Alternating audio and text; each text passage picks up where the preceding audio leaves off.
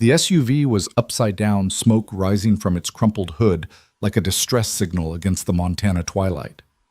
Jack Morrison's headlights caught the glint of blood on shattered glass, and then he saw her. Emma Sterling, the billionaire heiress whose face graced magazine covers, now trapped and terrified, whispering desperately, "Please, no hospitals, no police, they'll find me." In that moment, with his twin daughters waiting at home, Jack had to decide walk away from trouble or save a woman whose enemies would soon become his own. Welcome to a story of courage, conspiracy, and unexpected love. I'm sharing this tale from the heartland of America. Comment below where you're watching from. I'd love to know how far this story travels. Now let's begin. The October wind cut through Jack Morrison's worn flannel jacket as he drove his aging pickup truck along Highway 287, 30 miles outside of Whitefish, Montana. The dashboard clock read 7:43 p.m., and he was already running late.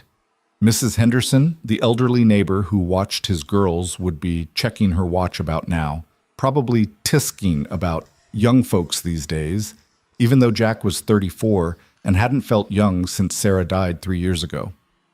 The truck's headlights swept across the empty road, illuminating patches of early frost that made the asphalt glitter like broken glass.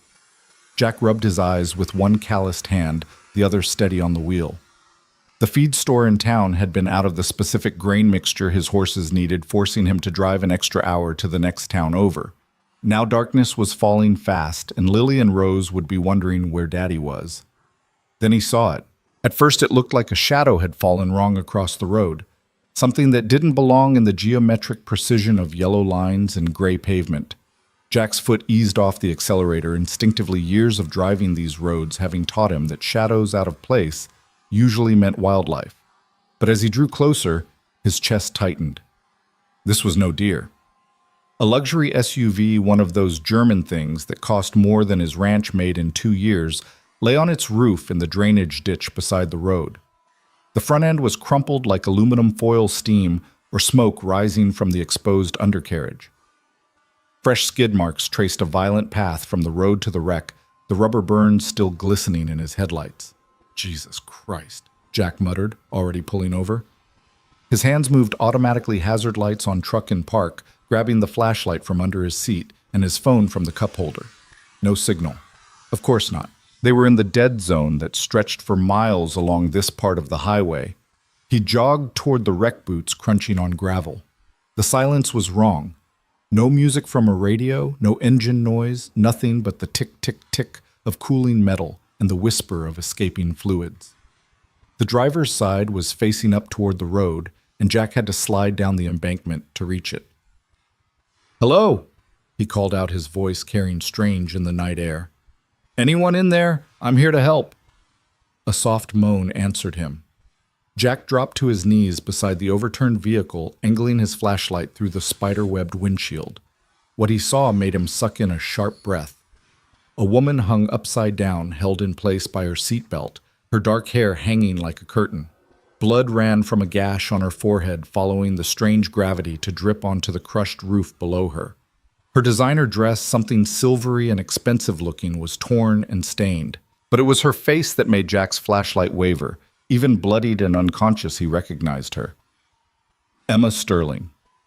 Everyone in Montana knew Emma Sterling. Hell, everyone in America knew her. The Sterling family owned half the state's commercial real estate, their name on everything from shopping centers to the hospital wing where Sarah had spent her last days. "Ms. Sterling." Jack tried the door handle, locked or jammed. "Emma, can you hear me?" Her eyes fluttered open, and Jack found himself looking into irises the color of mountain lakes, clouded with pain and confusion. For a moment she stared at him without recognition, then her mouth opened in a soundless gasp. "Help," she whispered the word, barely more than an exhale. "I'm going to get you out," Jack said, trying to project calm he didn't feel. "Are you hurt anywhere besides your head? Can you move your arms and legs?" She blinked slowly, seeming to take inventory. I think so. My shoulder." She tried to move and cried out a sharp sound that made Jack wince in sympathy. Okay, don't move yet." Jack studied the situation. The door was definitely jammed, the frame bent from the roll. The windshield was already compromised, but kicking it in would shower her with glass. The back window, though. I'm going to break the rear window and come in through the back, he explained, already moving. Then I'll cut your seatbelt and ease you down. Try to stay still. No, she said suddenly, her voice stronger. No, please. No hospitals. No police. Jack paused, his elbow raised to strike the rear window. Ma'am, you're hurt. You need medical attention. No! The word came out as almost a shout, and the effort seemed to drain her. Her eyes, when they found his again, were desperate. Please, they'll find me. No hospitals. No police. Promise me. Every instinct Jack had developed in 34 years of life, 3 years of single parenthood, and a lifetime of Montana common sense screamed at him to ignore her. She was clearly concussed, not thinking straight. She needed an ambulance, EMTs, a hospital. But something in her eyes, a terror that went deeper than pain or confusion, made him hesitate. Who'll find you? He asked. She shook her head slightly, wincing at the movement. Please, I'll explain. Just somewhere safe, not public. Please. Jack stood there for a long moment, flashlight beam wavering between her face and the darkness beyond. This was insane. He should call 911 the moment he got signal. He should, please, she whispered again, and a tear rolled up her forehead, mixing with the blood. Damn it, Jack muttered. He brought his elbow down hard on the rear window. It took 3 tries before the safety glass finally gave way, crackling into 1,000 tiny pieces that clung together like a deadly blanket. He cleared enough to climb through glass crunching under his body as he worked his way into the overturned vehicle. The interior smelled of deployed airbags, spilled coffee, and blood. Emma hung above him like some inverted angel, her breath coming in short gasps. Jack pulled out his pocket knife, reaching up to saw at the seatbelt. When I cut this, you're going to fall, he warned. I'm going to catch you, but it might hurt. She nodded minutely. I trust you. The words hit him unexpectedly. This woman didn't even know his name, but she trusted him. Jack positioned himself carefully, one arm ready to catch her shoulders, the other her hips. On 3, he said. 1, 2. The belt gave way and Emma fell into his arms with a cry of pain. Jack absorbed her weight, his back protesting as he held her in the cramped space. She was lighter than he expected, her body trembling against his chest. I've got you. He murmured the words, coming automatically, the same tone he used when Lily had nightmares or Rose skinned her knee. You're okay. I've got you. Carefully, painfully, he maneuvered them both through the broken rear window. Emma bit her lip hard enough to draw fresh blood, but she didn't scream. Once they were clear of the vehicle, Jack lifted her properly, one arm under her knees, the other supporting her back. She curled into him instinctively, her face pressed against his shoulder. The climb up the embankment was treacherous. Jack's boots slipped on loose gravel, and twice he had to pause to regain his balance. Emma's breathing was shallow and rapid against his neck. Her fingers clutched in his jacket like she was afraid he might disappear. He got her to his truck, setting her gently in the passenger seat. In the dome light, he could see her injuries more clearly. The head wound was still bleeding, but not as bad as he'd feared.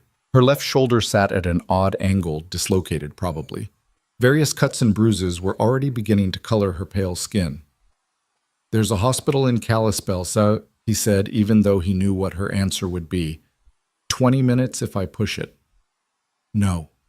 She caught his wrist as he reached for his phone. Her grip was surprisingly strong.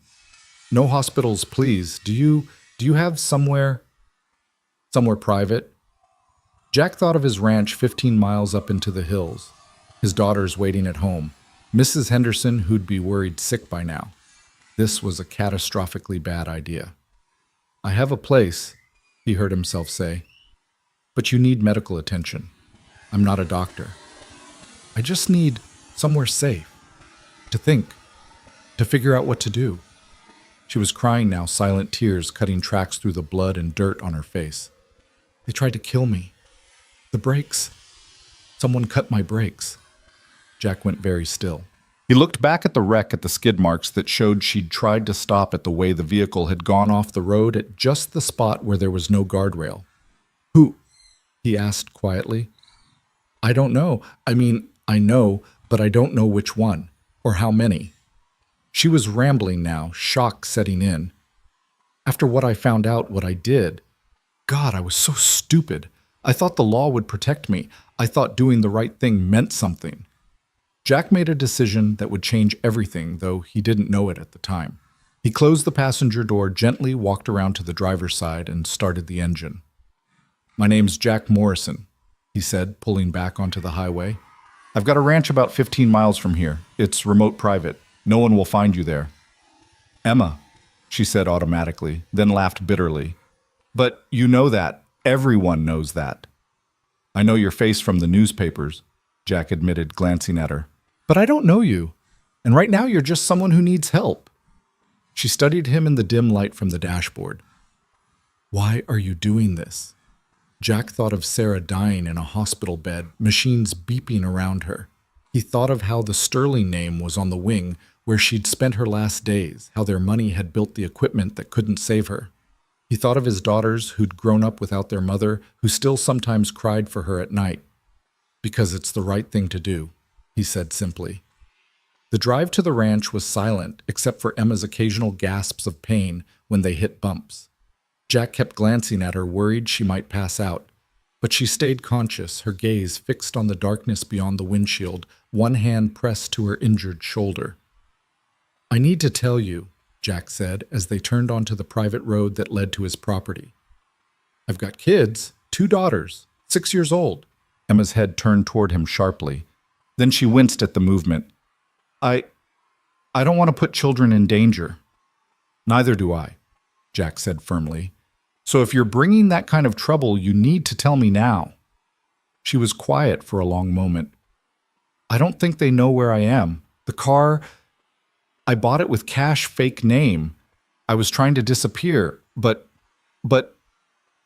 these people have resources, connections. If they really want to find me." She trailed off. Jack pulled up to his house, a modest 2-story farmhouse that had been in his family for 3 generations. Warm light spilled from the windows, and he could see Mrs. Henderson's silhouette in the kitchen. "Wait here," he said. He jogged to the front door, mind racing for an explanation that wouldn't be a complete lie. Mrs. Henderson met him at the door, her weathered face creased with concern. "Jack Morrison, where on God's green earth have you been? The girls have been asking for you every 5 minutes, and I—" She stopped peering past him at the truck. "Who's that?" "A friend," Jack said, which wasn't exactly a lie. "She had car trouble, bad accident. She's hurt, but she doesn't want to go to the hospital." Mrs. Henderson's eyes narrowed. She'd helped raise Jack after his own mother died, and she could read him like a large print book. "Jack, I know how it looks," he said quietly. "But she needs help, Mrs. H., real help, the kind that doesn't ask questions." The older woman studied him for a long moment, then sighed. "The girls are in bed, though. I doubt they're asleep. You want me to stay?" "No, I've got it from here. Thank you for watching them." She gathered her things, but paused at the door. "That woman in your truck, she's in some kind of trouble, isn't she?" "Yes," Jack admitted. "The kind that might follow her here." "I hope not." "Mrs." Henderson touched his cheek, a gesture she'd been making since he was 7 years old. "You're just like your father, always bringing home strays." She glanced at the truck again. "Though this one looks more expensive than usual. You be careful, Jack. Those girls need their daddy." After she left, Jack returned to the truck. Emma had her eyes closed but opened them when he touched her uninjured shoulder, gently. "Come on," he said. "Let's get you inside." She leaned on him heavily as they made their way to the house. Jack guided her to the kitchen, settling her in a chair at the worn wooden table. In the bright light, she looked even worse, pale blood-stained, her expensive dress torn and dirty. "I'm going to check on my daughters," he said. "Then I'll get the first aid kit. Don't go anywhere." She managed a weak smile. "I don't think I could if I tried." Jack climbed the stairs, his boots heavy on the old wood. The girls' room was at the end of the hall. Door cracked open with a nightlight casting soft shadows on the walls. He pushed it open carefully. 2 pairs of bright eyes looked up at him from matching twin beds. "Daddy." Lily, always the louder one, sat up immediately. "Where were you? Mrs. Henderson made mac and cheese, But it wasn't the way you make it. And we heard a car. Rose interrupted, quieter, but more observant. Is someone here? Jack sat on the edge of Lily's bed, reaching out to smooth Rose's hair. Yes, someone's here. A lady who had car trouble. She's hurt, so she's going to stay with us tonight. Maybe for a few days. Is she nice? Lily asked. I think so, Jack said honestly.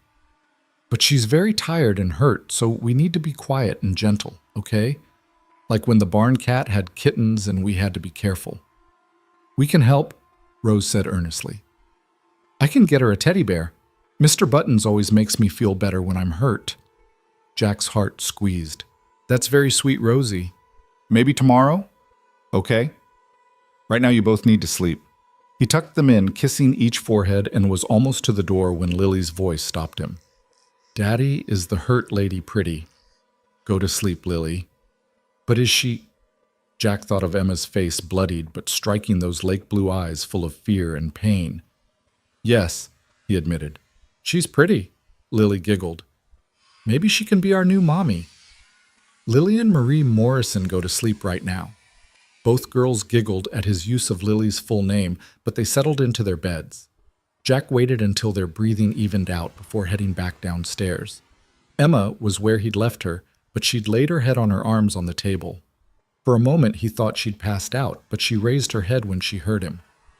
Sorry, she murmured. Dizzy. Possible concussion, Jack said, setting the first aid kit on the table. You really should see a doctor. I can't, she said firmly. Please, can you help me? Jack pulled a chair close to hers. I'll do what I can. This is going to hurt. He started with her head wound, cleaning it carefully with antiseptic. Emma hissed through her teeth, but didn't pull away. The cut wasn't as deep as he'd feared, and he was able to close it with butterfly bandages. The shoulder's dislocated, he said gently, probing the joint. I can reset it, but you know how long ranch life, he said simply.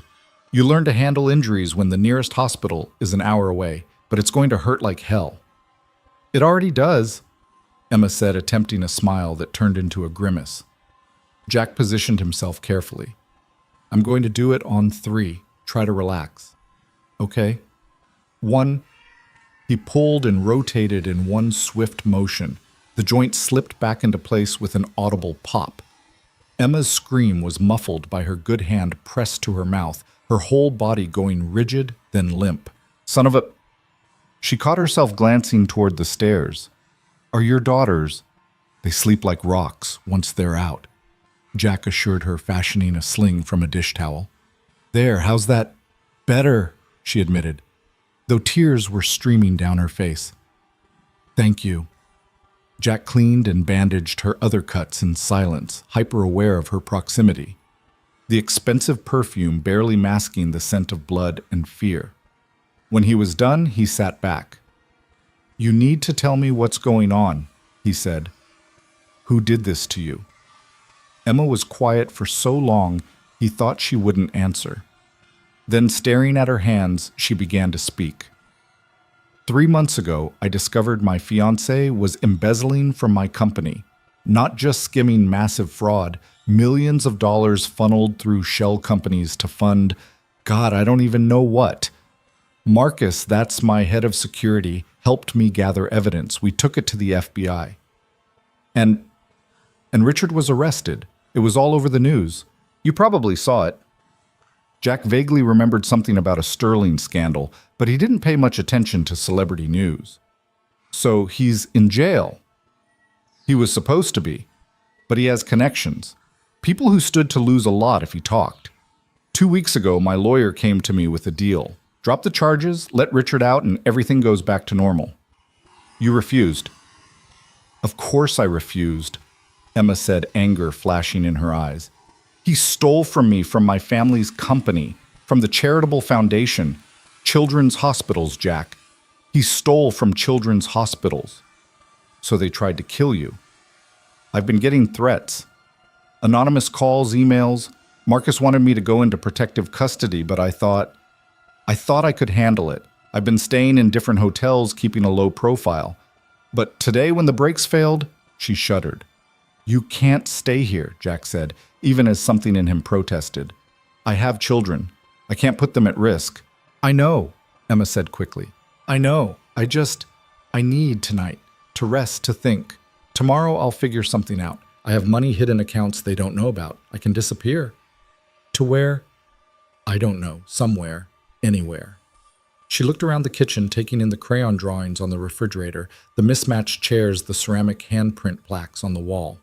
This is nice. Normal. I haven't had normal in so long.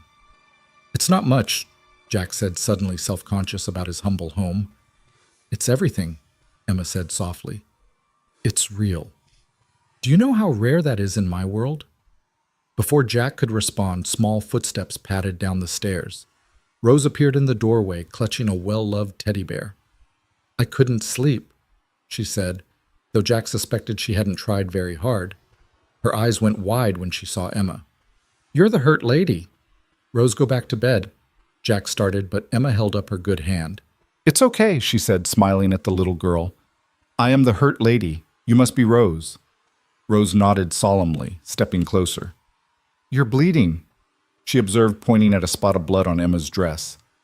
I had an accident, Emma explained, but your daddy is helping me feel better. Rose studied her for a moment, then held out the teddy bear. This is Mr. Buttons. He helps when you're scared or hurt. Emma's eyes filled with tears as she accepted the bear. Thank you, Rose. That's very kind. Daddy says you're staying with us. Rose continued, climbing onto Jack's lap. Are you going to sleep in the guest room? It has flowers on the walls. Grandma painted them before she went to heaven. Yes, I suppose I am, Emma said, glancing at Jack. Can I show her the room, Daddy? Rose asked. Jack sighed. Once Rose was awake, there was no point fighting it. Okay, but then straight back to bed. Rose took Emma's good hand, leading her toward the stairs with the seriousness of a tiny tour guide. Jack followed, carrying the first aid kit and trying not to think about how surreal this all was. The guest room hadn't been used since Sarah's sister visited last Christmas. Rose turned on the lamp, revealing faded wallpaper with hand-painted roses along the border. Grandma loved roses, Rose explained to Emma. That's why I'm named Rose. And Lily is named after Grandma's favorite flowers, too. It's beautiful, Emma said, and she seemed to mean it. There's extra blankets in the closet, Jack said, setting down clean towels he'd grabbed from the hall closet. Bathroom's across the hall. I'll find something for you to wear. He returned with one of Sarah's old nightgowns, something he hadn't been able to donate with the rest of her clothes. Emma accepted it gratefully. Rose, say good night, Jack instructed. Rose hugged Emma carefully, mindful of her injuries. Good night, hurt lady. I hope you feel better tomorrow. Please, Emma said. Call me Emma.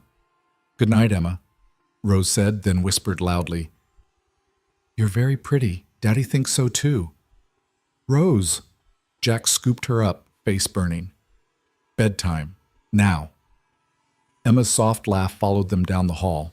After getting Rose back to bed with stern instructions to stay there, Jack returned to find Emma struggling with her dress, unable to manage the zipper with her injured shoulder. Could you help? She asked, clearly embarrassed. Jack's hands were steady as he helped her, though his mind was anything but. He kept his touch clinical and personal, but he couldn't help noticing the bruises already forming along her ribs the way she trembled from shock and exhaustion. Thank you, she said once she was in the nightgown, for everything. You don't even know me. I know enough, Jack said. I know you're in trouble. I know you need help. That's enough for now. Most people would have called the police. You asked me not to. And you just listened. Just like that. Jack thought about how to answer. My wife died 3 years ago. Cancer. Toward the end, she was in a lot of pain. The doctors wanted to keep trying treatments, keep fighting, but Sarah, she just wanted peace. Wanted to come home. Everyone said I was crazy, that I should listen to the doctors, but I listened to her instead. He paused. Sometimes what people need isn't what everyone else thinks they need. Emma sat on the edge of the bed, looking small and lost in Sarah's nightgown. Your wife was lucky to have you. I was lucky to have her, Jack corrected. Get some rest. We'll figure out what to do in the morning.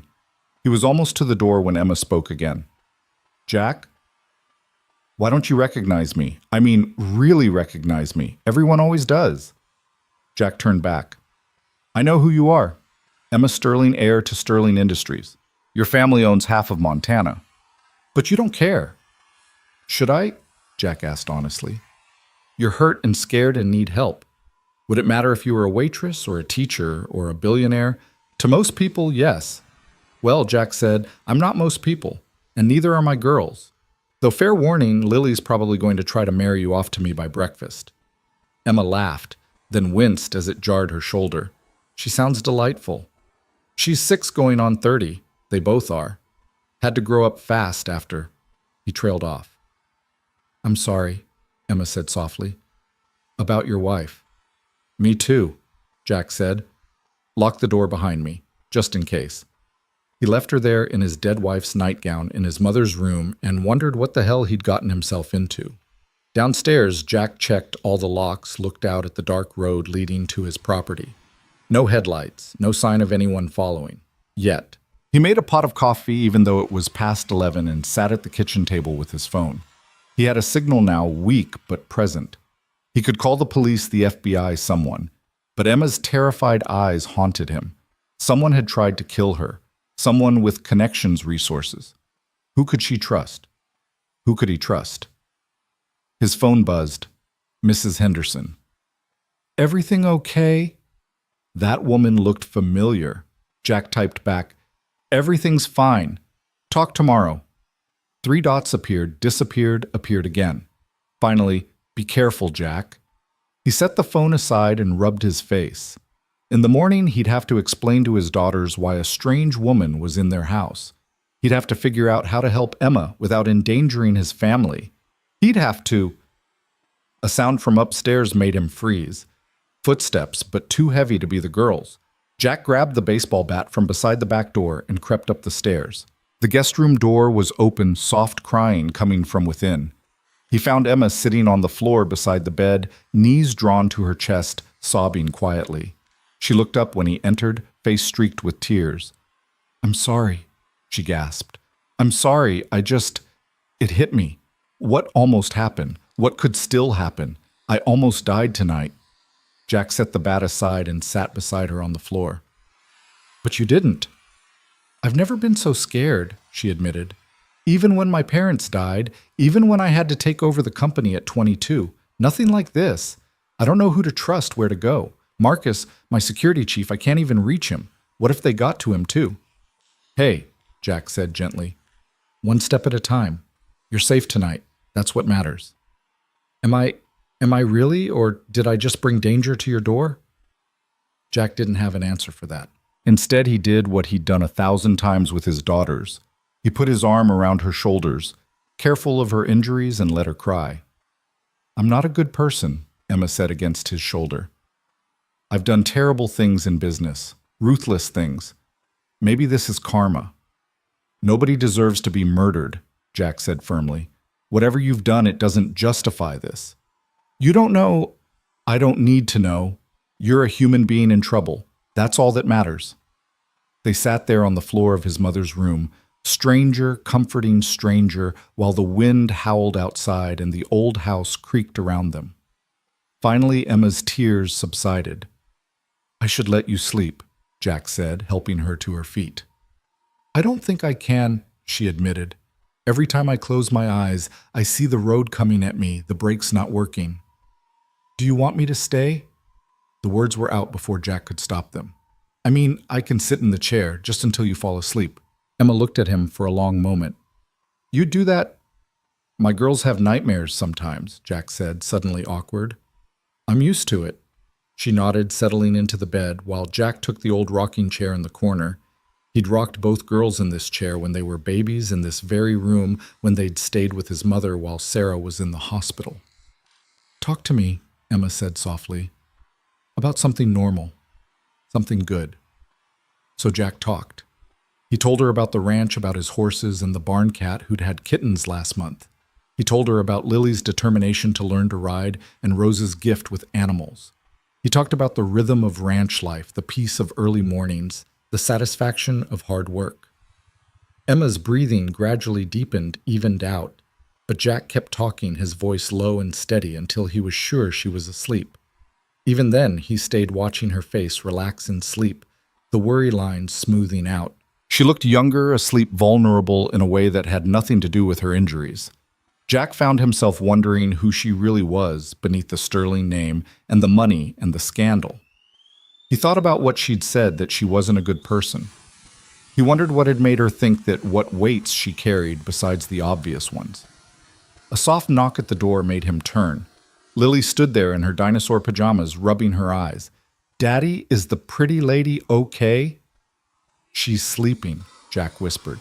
"What are you doing up?" "Rose said the lady was sad. Is that why you're sitting with her, like when we have bad dreams?" "Yes, sweetheart, exactly like that." Lily patted over and climbed into his lap, something she hadn't done in months. "She must be very sad if she needs Daddy sitting." "She is," Jack agreed, stroking Lily's hair. "Maybe tomorrow we can make her happy," Lily said with the simple confidence of a 6-year-old. "We could show her the kittens. Everyone loves kittens." "That's a good idea. And I could draw her a picture, and Rose could sing for her. Rose has the prettiest voice." "All good ideas," Jack said, his heart full of love for his generous daughters. "Daddy," Lily's voice was getting sleepy. "Is she going to stay?" "I don't know, baby." "I hope she does," Lily mumbled against his chest. "She looks nice, and she needs us." Jack carried Lily back to bed, tucking her in beside Rose, who'd migrated to her sister's bed at some point. The twins curled together like puppies, and Jack watched them for a moment, struck, as always, by how much they looked like Sarah when they slept. He returned to the guest room one more time to check on Emma. She was still sleeping, Mr. Buttons the bear tucked against her good shoulder. Jack pulled the blanket up over her, then quietly left, this time closing the door behind him. In his own room, Jack lay awake thinking. Tomorrow would bring decisions, complications, possibly danger. But tonight, he'd done what felt right. He'd helped someone who needed it. Sarah would have done the same thing. She'd always been the one bringing home strays, both animal and human. "I hope you'd approve," he whispered to the darkness, to the memory of his wife. "I hope I'm doing the right thing." The wind answered with a howl that rattled the windows, and somewhere in the distance, a coyote called to its pack. Jack closed his eyes, but sleep was a long time coming. Every sound made him tense, wondering if it was trouble arriving at his door. But the night passed without incident, and when the first pale light of dawn crept through his window, Jack realized he'd made it through. They'd all made it through. Whatever came next, they'd face it in the daylight. He didn't know that Emma was awake in the next room, staring at the ceiling, planning her escape. He didn't know that she'd already decided to leave before his daughters woke up, to protect this kind family from the storm that followed her. He didn't know that in Denver, Marcus Chen was fighting for his life in an ICU, or that Richard's associates were already tracking the abandoned SUV, already asking questions in the towns along Highway 287. All Jack knew was that an injured woman had needed help, and he'd given it. The rest, the danger, the drama, the unexpected love that would grow from this strange night, all of that was still to come. But it had begun here on a cold October night in Montana, with a single choice to help a stranger in need. And that choice would change everything. The morning sun hadn't yet crested the mountains when Jack heard movement in the guest room.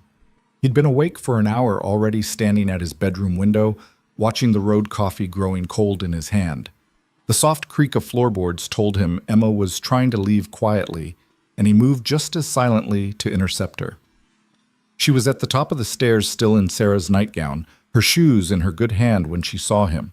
Her face crumpled with something between relief and disappointment. "I have to go," she whispered, glancing toward the girls' room. "Before they wake up, before anyone finds me here." "Where?" Jack asked simply. "Where will you go with a dislocated shoulder, possible concussion, and no car?" "I'll figure it out. I always do." But her voice shook, betraying the confidence she was trying to project. "The hell you will." Jack kept his voice low but firm. "You're going to get yourself killed, and for what? Pride?" "For your daughters." Emma shot back, tears threatening. "Do you think I could live with myself if something happened to them because of me? They're innocents in this, Jack. Beautiful, pure innocents who don't deserve—" "Daddy!" Rose's sleepy voice interrupted them. She stood in her doorway, hair mussed, Mr. Button's twin sister clutched in her arms. Is Emma leaving? The heartbreak on the child's face was enough to crack Emma's composure. She sank onto the top step shoes, falling from her hand. I thought you were staying, Rose said, padding over to them. You still have Mr. Buttons. You can't leave with him. He'll miss his sister. Lily appeared beside her twin, more awake, more aware. She looked between the adults with those sharp eyes that missed nothing. She's scared, she announced.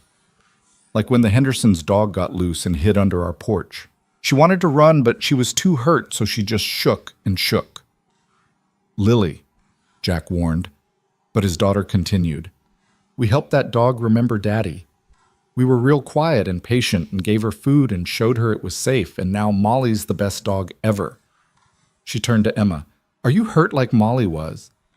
Emma's tears came then silent streams down her pale cheeks. Yes, she admitted. I'm hurt and scared. Then you have to stay, Rose said with 6-year-old logic.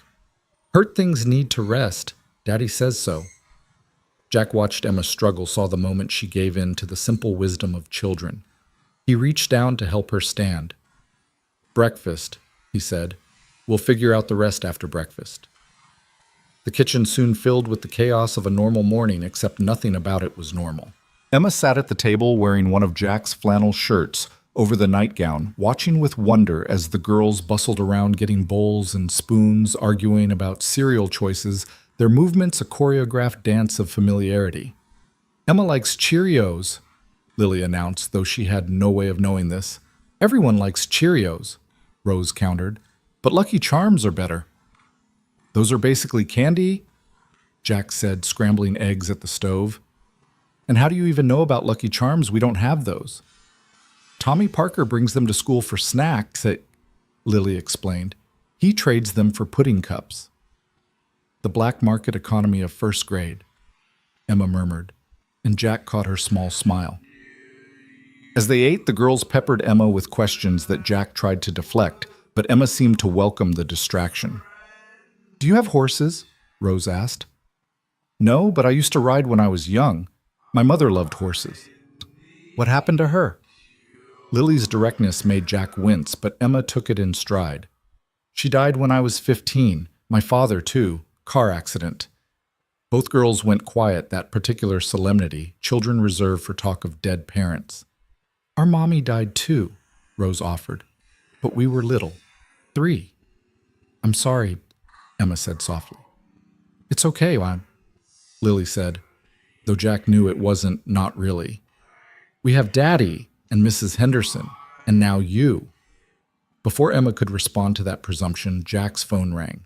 The number was local but unfamiliar. He answered warily. Mr. Morrison. This is Deputy Carter with the Sheriff's Office. We found an abandoned vehicle off Highway 287 not far from your property. Black SUV, pretty banged up. You didn't happen to see or hear anything last night. Jack's eyes met Emma's across the table. She'd gone rigid, barely breathing. No, nothing, Jack said carefully. What happened? Looks like a single vehicle accident. Driver must have walked away, though. With the amount of blood in the car, they couldn't have gone far. We're checking hospitals, but thought we'd canvass the area. Mind if we stop by? Of course not, Jack said, though his mind raced. When maybe an hour, just routine questions.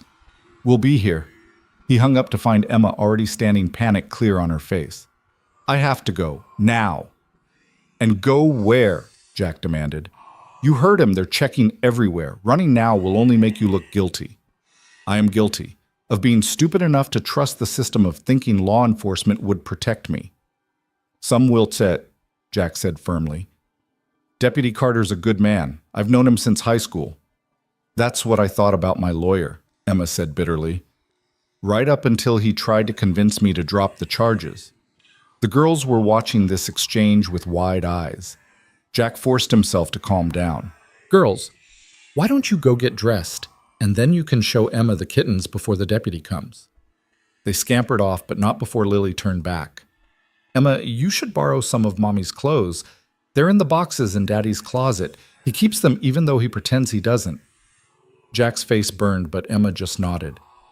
Thank you, Lily. Once they were alone, Emma sank back into her chair. I'm putting you in an impossible position. You're not putting me anywhere. I'm choosing to help. Jack pulled out his phone. But we need to get your story straight. You can't hide here forever, but maybe we can buy some time. What are you thinking? The truth, mostly. You had an accident. You were disoriented, walked to the nearest house. You didn't want to involve police because...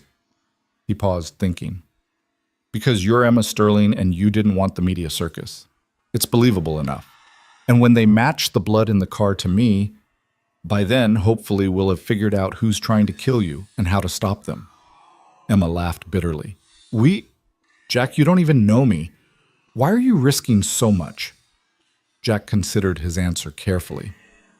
My wife used to say that character isn't about the big moments. It's about what you do when someone needs help and no one's watching. Well, someone needs help. My girls are watching. What kind of father would I be if I turned you away? Before Emma could respond, his phone buzzed with a text from an unknown number. The message was just a photo of Emma's wrecked SUV surrounded by police tape. The following text made Jack's blood run cold. She's not safe anywhere. Neither are those who help her. Emma saw his face change. What is it? He showed her the phone. She went pale, but her jaw set with determination. That's it. I'm leaving. I won't have your children threatened. The hell you are. Jack's voice was harder than his daughters had ever heard it. Someone just threatened my family. You think I'm going to let them win? You don't know much about Montana ranchers, do you? Jack? No, listen to me. My grandfather fought in World War II. My father stood up to the mining companies when they tried to poison our water. My wife fought cancer for 3 years without complaining once. We don't run from bullies in this family. We don't abandon people who need help. This is different. These people have resources connections. And I have something they don't expect, Jack said firmly. A community. People who've known me my whole life. Deputy Carter, Mrs. Henderson, the Parkers down the road. You think you're alone in this? You're not. Not anymore. Emma stared at him, something shifting in her expression. You really mean that? I don't say things I don't mean. He stood pocketing his phone. Come on. Let's find you something to wear that doesn't scream billionaire on the run. In his bedroom, Jack pulled out the boxes he'd never been able to donate Sarah's clothes, still faintly carrying her scent. Emma touched them gently, reverently. She had good taste, she said softly, pulling out jeans and a simple blue sweater. She was simple, Jack said. Uncomplicated. Everything I'm not. You seem pretty straightforward to me, Emma observed, then winced as she tried to change. I hate being helpless. You're not helpless. You're injured. There's a difference. Jack helped her with the sweater, trying to ignore the intimacy of the moment. These people who are after you, do you know who specifically? Richard had partners, silent investors who used my company to launder money. When I exposed him, I exposed them too. Could be any of them. Could be all of them. We need help, Jack said. Real help. You mentioned someone, Marcus... Emma's face lit up slightly. Marcus Chen. He's been my head of security for 5 years. More than that, he's a friend. Maybe the only real one I have. Can you reach him? Not through normal channels. They'll be monitoring everything, but... She paused, thinking. There's a way. A system we set up in case something like this happened. I need a computer. Daddy? Lily's voice called from downstairs. There's a police car. Jack and Emma locked eyes. Remember, he said, you're just someone who had an accident, nothing more. They descended the stairs to find Deputy Carter already in the kitchen, the girls showing him their drawings on the refrigerator. He was a tall man weathered by sun and wind with kind eyes that missed nothing. Jack, he greeted. Then his eyes widened slightly as he recognized Emma. Miss Sterling. Emma stepped forward, managing to look both embarrassed and composed. Deputy, I'm afraid I'm the owner of that SUV you found. Carter's expression shifted through several emotions, surprise, concern, professional interest. Ma'am, are you all right? That looked like a serious accident. I'm fine, Emma said, indicating her sling. Bruised, shaken up. Mr. Morrison was kind enough to help me. Why didn't you call for help? Carter asked, pulling out his notebook. Emma glanced at Jack, then back to Carter. Honestly, I panicked. The accident, it wasn't an accident. Someone tampered with my brakes. Carter's pen stopped moving. That's a serious accusation, ma'am. I know, but with everything that's been in the news about my ex-fiancé, the trial, I have enemies, deputy, powerful ones. All the more reason to call the police, Carter pointed out. With respect, deputy, the last time I trusted law enforcement with this, the information was leaked within hours. I can't risk it. Not again. Carter studied her for a long moment, then looked at Jack. And you just happened to be driving by. I found her walking along the road, Jack said truthfully. Injured, disoriented. I brought her here. Daddy's a hero, Rose piped up. He saves things. Horses, cats, people. Carter's mouth twitched in what might have been a smile. That sounds like Jack. He turned back to Emma. Ms. Sterling, I need to report this. You understand that? I do, Emma said carefully. But perhaps, could you delay it just for a day or two until I can make arrangements? What kind of arrangements?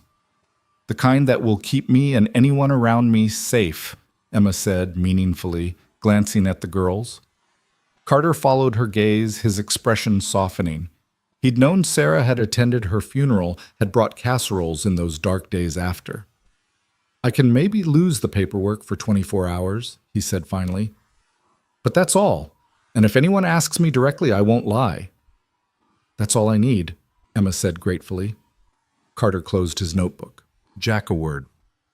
They stepped onto the porch, leaving Emma with the girls. Carter's friendly demeanor dropped away. What have you gotten yourself into? He asked bluntly. I'm helping someone who needs it, Jack replied. Someone whose ex-fiancé has connections to organized crime from what I hear.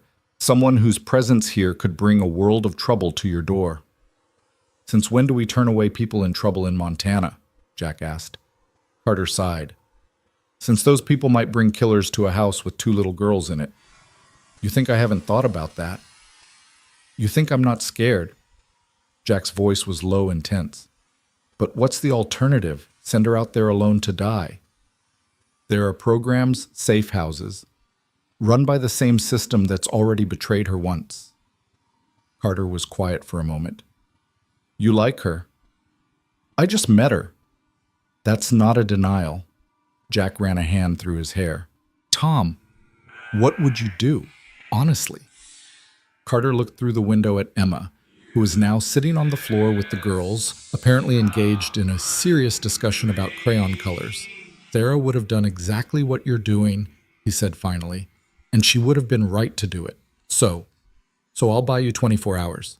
But Jack, if this goes south, it won't. You can't know that. I can't, Jack agreed. But I can try to make sure it doesn't. Carter left with a warning to be careful, and Jack found Emma helping the girls clean up their art supplies. The domestic scene was so normal, it made his chest ache. He seems like a good man, Emma said quietly. He is, but he's right, 24 hours isn't much time. Then we'd better make them count.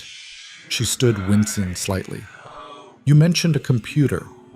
Jack led her to his small office off the kitchen, a cramped space dominated by ranch paperwork and an ancient desktop computer.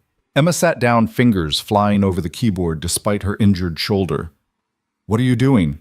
Jack asked, watching code scroll across the screen. Accessing a secure server Marcus and I set up. If he's okay, he'll have left me a message. She paused, scanning lines of text. There. Oh, thank God. What? She turned the monitor so Jack could see. A simple message, package secure, awaiting delivery instructions, friends in shadows watching. What does that mean? Marcus is alive. He has the evidence we gathered the package, and he has allies, probably his sister in the FBI. The real FBI, not the corrupted parts. Emma typed quickly. I'm sending him coordinates, somewhere we can meet. Where? Emma looked up at him. That depends. How far are you willing to go with this? Before Jack could answer, Lily burst into the office. Daddy, there's more cars coming. Big black ones. Jack's blood went cold. He rushed to the window Emma closed behind. 3 black SUVs were turning onto his property, driving fast too fast for a friendly visit. Take the girls, Jack said urgently. Back door. The barn. There's a hayloft back corner, hidden space behind the hay bales. Go. What about you? I'll buy time. Go. Emma grabbed both girls' hands. We're playing a game, she said, her voice admirably calm. Hide and seek. We need to be very, very quiet. Is it bad people? Rose asked, too perceptive for her age. Maybe, Emma said honestly. But your daddy's going to protect us. Come on. They slipped out the back as the vehicles pulled up front. Jack grabbed his shotgun from the hall closet, checking it was loaded. Through the window, he saw men in dark suits getting out, at least 6 of them. The man in the lead looked like corporate security expensive haircut designer sunglasses, hand resting casually on what was definitely a concealed weapon. Jack stepped onto the porch before they could knock. Shotgun held casually but visibly. Gentlemen, you're on private property. The lead man smiled, all teeth, no warmth. Mr. Morrison, we're looking for someone. A woman. She may be injured, confused, possibly dangerous. Dangerous? Jack kept his voice level. Lady in trouble sounds more like someone who needs help than a threat. She's mentally unstable, the man said smoothly. Off her medication. Her family is very concerned. There's a substantial reward for information leading to her safe return. How substantial? The man's smile widened. $50,000, cash, no questions asked. Jack pretended to consider this. That's a lot of money. It is. Enough to say pay off a ranch's mortgage, fix up a barn, maybe set up college funds for 2 little girls. The threat was subtle but clear. They knew about his finances, his daughters. Jack's finger moved to the trigger guard. Haven't seen any confused women, Jack said. Just Deputy Carter about that wrecked car on the highway. Yes, we heard about that. Terrible accident. The driver really should have stayed with the vehicle. Wandering around injured. Anything could happen to her. Wild animals, exposure, another unfortunate accident. Is that a threat? It's a concern, the man said mildly. We'd hate for anyone else to get hurt. Collateral damage is so messy. From the barn, a sound quickly muffled but audible. The man's head turned sharply. Nice barn, he observed. Mind if we have a look around? Make sure our friend isn't hiding in there, confused and scared. You got a warrant. We're not police, Mr. Morrison, just concerned citizens. Then get off my property. Jack raised the shotgun slightly. Now, the man laughed. 6 of us, 1 of you. That's not great math, rancher. Maybe not, Jack agreed. But this is Montana. You fire a weapon here, every rancher in 5 miles comes running. We look after our own. As if on cue, the sound of another vehicle approached. Not a black SUV, but a battered pickup. Then another. Tom Parker's truck pulled up, followed by Jim Henderson's. Within minutes, 4 trucks had arrived, men stepping out with hunting rifles, faces grim. Everything all right, Jax? Tom Parker called out, his rifle casual in his hands. These gentlemen were just leaving, Jack said. The lead man's smile had faded. He looked at the gathering of ranchers, calculating odds. This isn't over, he said quietly to Jack. She's coming with us one way or another, and anyone who stands in our way will regret it. That sounds like a threat to me, Tom Parker said loudly. You threatening our neighbor city boy. The standoff lasted another tense moment before the lead man stepped back. Let's go, he told his team. We'll be back, with proper authority. They left in a cloud of dust, but Jack knew they wouldn't go far. He turned to his neighbors, overwhelmed with gratitude. Police scanner, Tom Parker explained. Heard there was trouble at your place. Figured you might need backup. I owe you. You owe us nothing, Jim Henderson said firmly. Your daddy would have done the same for any of us, Sarah too. After they left with promises to keep watch, Jack rushed to the barn. He found Emma and the girls in the hayloft, the twins clinging to her despite her injured shoulder. Bad men? Rose asked in a small voice. Gone, Jack assured her. The neighbors scared them away. Like a posse, Lily said, brightening. Like in the movies. Emma's eyes met Jack's over the children's heads. They'll be back. I know, but we bought time. They returned to the house, the girls sticking close to Emma, as if sensing she needed protection as much as they did. Jack made sandwiches while Emma tried to reach Marcus again. "He can be here by tonight," she said, reading her screen. "With the evidence and backup, real federal agents, ones we can trust." "How can you be sure?" "Because his sister is one of them, Sarah Chen. She's been investigating the corruption in the Bureau for 2 years. This could be the break she needs." "So we just have to survive until tonight," Jack said grimly. "I should leave," Emma said for the 100th time. "Draw them away." "Stop," Jack said firmly. "We're past that now. They know you were here. Leaving won't make us safer."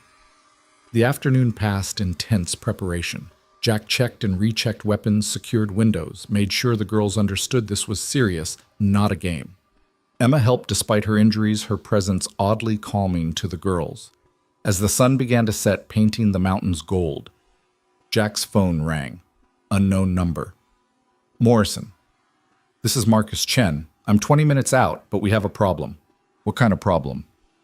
"They've set up roadblocks. Local cops, but paid off. We can't get through without a fight." Jack thought quickly. "There's another way. Old logging road comes in from the north. It's rough, but passable." He gave Marcus the directions. "Roger that. And Morrison, thank you for protecting her. Just get here safe." Emma was putting the girls to bed, telling them a story about a brave princess who saved herself instead of waiting for a prince. Jack watched from the doorway, something shifting in his chest at the sight. "The princess was very smart," Emma was saying. "She knew that sometimes the best person to save you is yourself, but she also learned that it's okay to accept help from friends." "Did she live happily ever after?" Rose asked sleepily. "She's still writing her story," Emma said softly. "But I think she's going to be okay." Jack's phone buzzed. Text from Tom Parker. "Black SUVs at the main road, at least a dozen men. Whatever you're planning, do it fast." He showed Emma the message. Her face paled, but her voice stayed steady. "How long until Marcus arrives?" 10 minutes, maybe 15. "They won't wait that long." She was right. Through the window, Jack could see headlights approaching, no longer trying to hide. Multiple vehicles surrounding the house. "The basement," Jack said suddenly. "Root cellar. It connects to the old storm shelter, comes out by the tree line. Take the girls." "What about you?" "Someone needs to be here when Marcus arrives. To delay them." "Jack, no." He grabbed her good shoulder, gentle but firm. "I've lived here my whole life. This is my land. I know every inch, every hiding spot. I'll be fine. But you need to get the girls safe." Emma looked at him for a long moment, then did something unexpected. She kissed him quick and fierce. "Don't you dare die on me, Jack Morrison. We're not done yet." Before he could respond, she was waking the girls, her voice calm but urgent. "Remember our hide-and-seek game. We're playing again." Jack watched them disappear into the basement, then turned to face whatever was coming. He had his shotgun, his knowledge of the land, and the absolutely certainty that he would protect his family.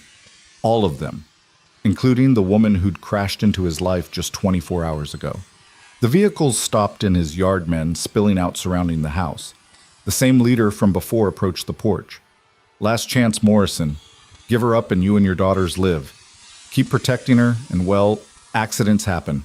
House fires, car crashes, children disappear sometimes." "You threatening my children?" Jack's voice was deadly quiet. "I'm explaining reality. She's one woman, a corrupt criminal woman who's stolen millions. Why die for her?" "See, that's where you're wrong," Jack said, standing straighter. "I'm not dying for anyone. I'm living for something. For the principle that when someone needs help, you help them. For the idea that bullies don't win just because they have money and guns." The man sighed theatrically. "How disappointingly noble." He gestured to his men. "Search the house, find them." That's when the lights appeared not from the road, but from the sky. Helicopters, 2 of them with FBI emblazoned on the sides. Spotlights blazed down and voices boomed through loudspeakers. "This is the FBI. Everyone freeze, weapons down, now." The man's confident expression crumbled. "This isn't possible. We own the local bureau office." "Maybe," Jack said with grim satisfaction. "But you don't own all of it." Federal agents rappelled from the helicopters, while ground units, the real ones Marcus had brought, swarmed the property. The corrupt men were outnumbered, outgunned, and caught completely off guard.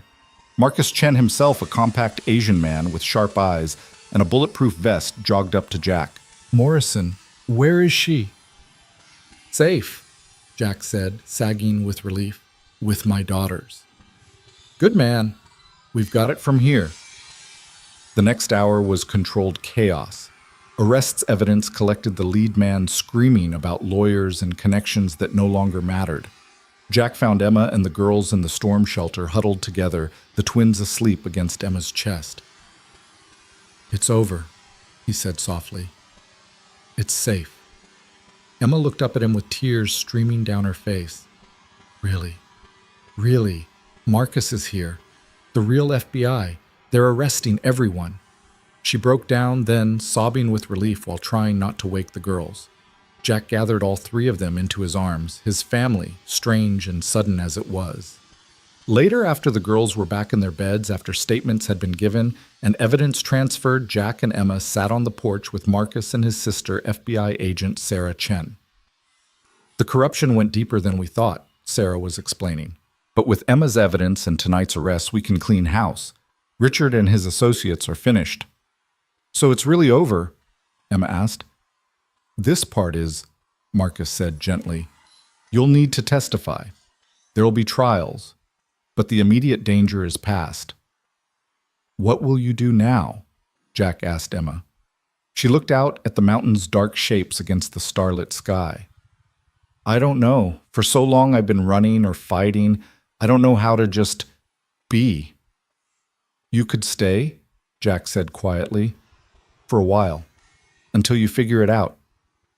Emma turned to him, something soft in her eyes. Your daughters love you already, Jack finished, and they're excellent judges of character. What about you?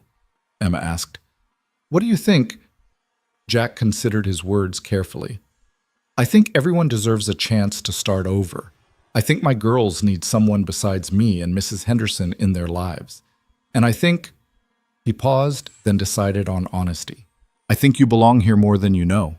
Marcus and Sarah exchanged glances and quietly excused themselves, leaving Jack and Emma alone on the porch. I'm complicated, Emma warned. I have baggage, enemies, a company to rebuild.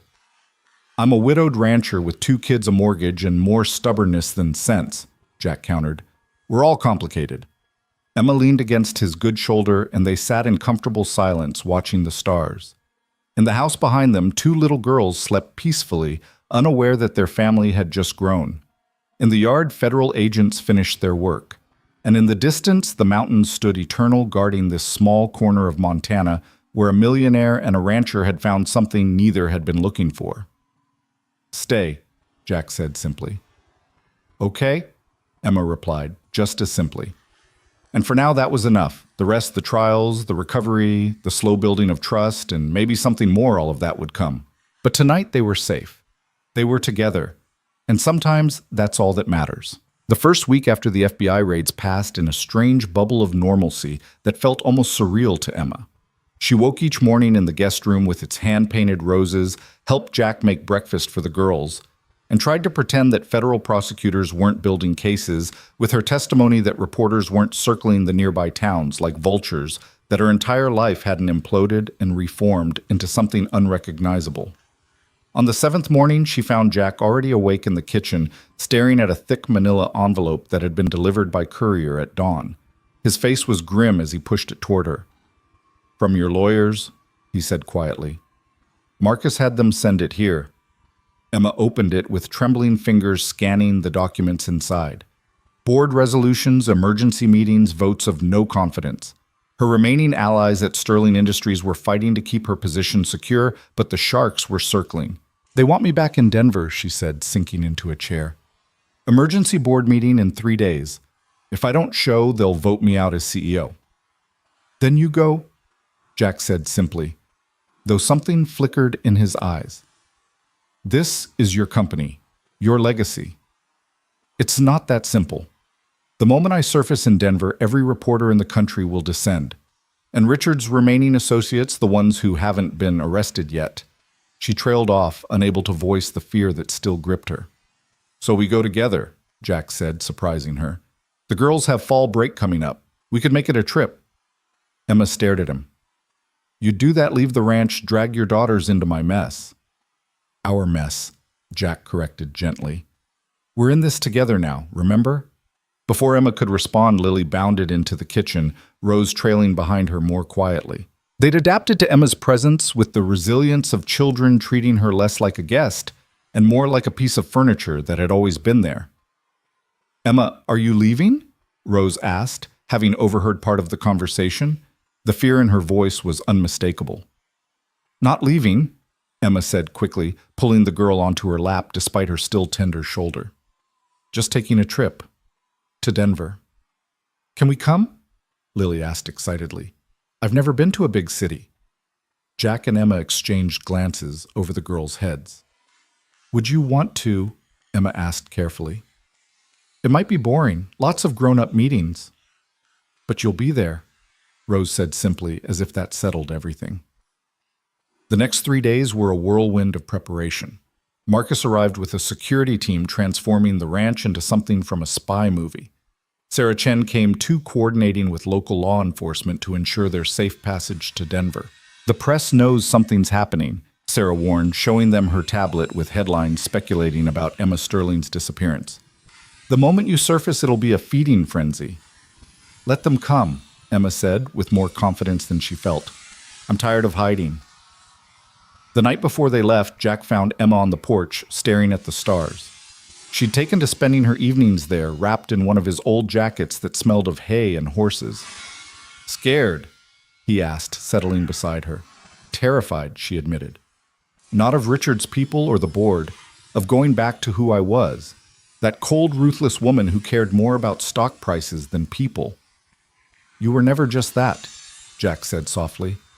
That woman wouldn't have exposed Richard's crimes, wouldn't have risked everything to do the right thing. You didn't know me before, Emma said. I was hard, cruel sometimes. I fired people without thinking about their families, destroyed competitors without considering the collateral damage. Sarah would have hated me. Jack was quiet for a moment. Sarah believed people could change. She would have seen who you're becoming, not who you were. Emma turned to look at him, this steady, good man who'd upended everything she thought she knew about herself. What if I can't do it? What if I go back to that world and lose myself again? Then you come home, Jack said simply.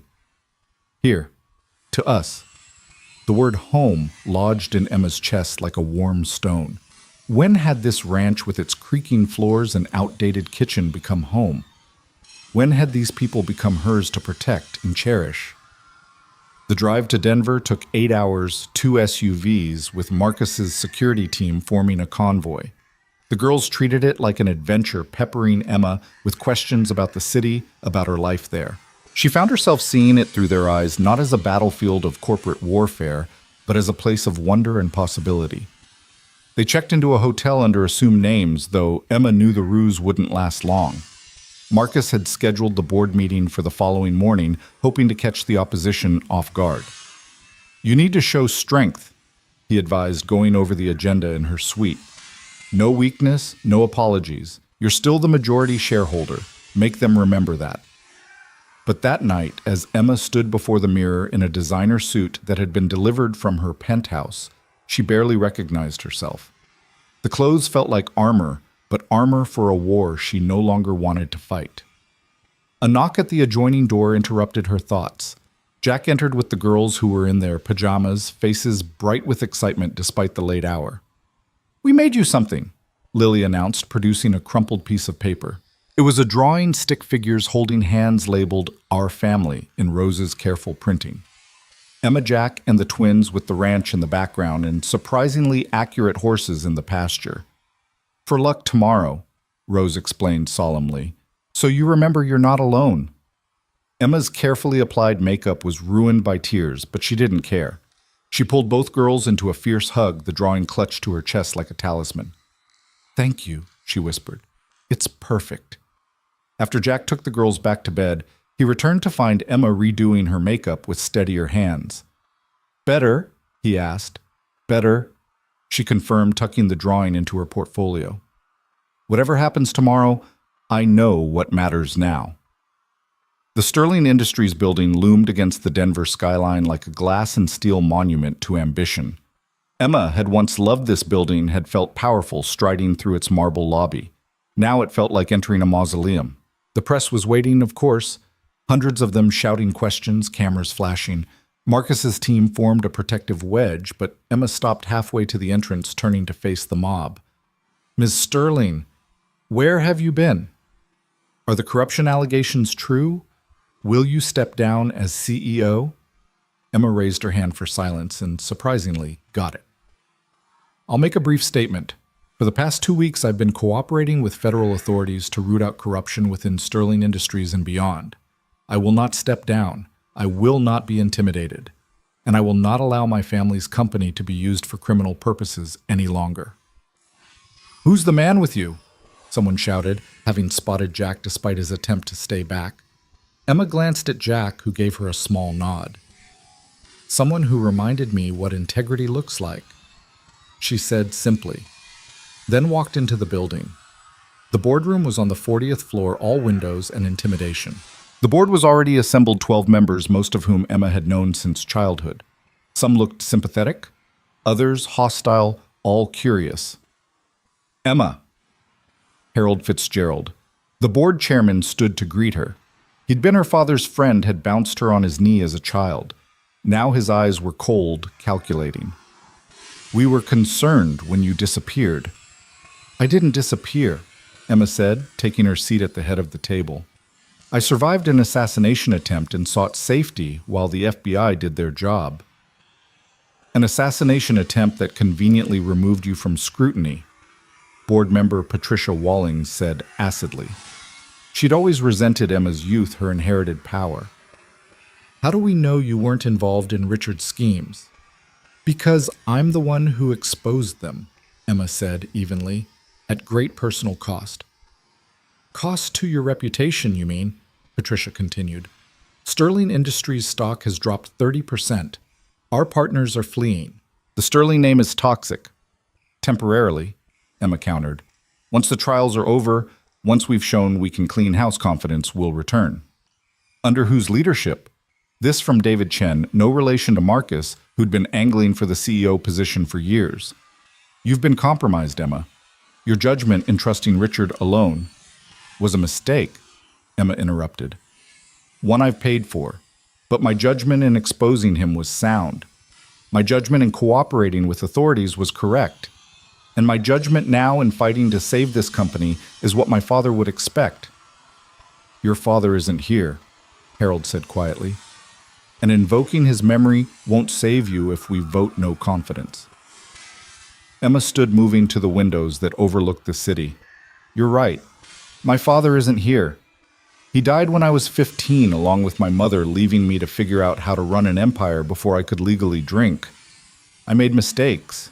I became someone hard, someone cruel, because I thought that's what strength looked like."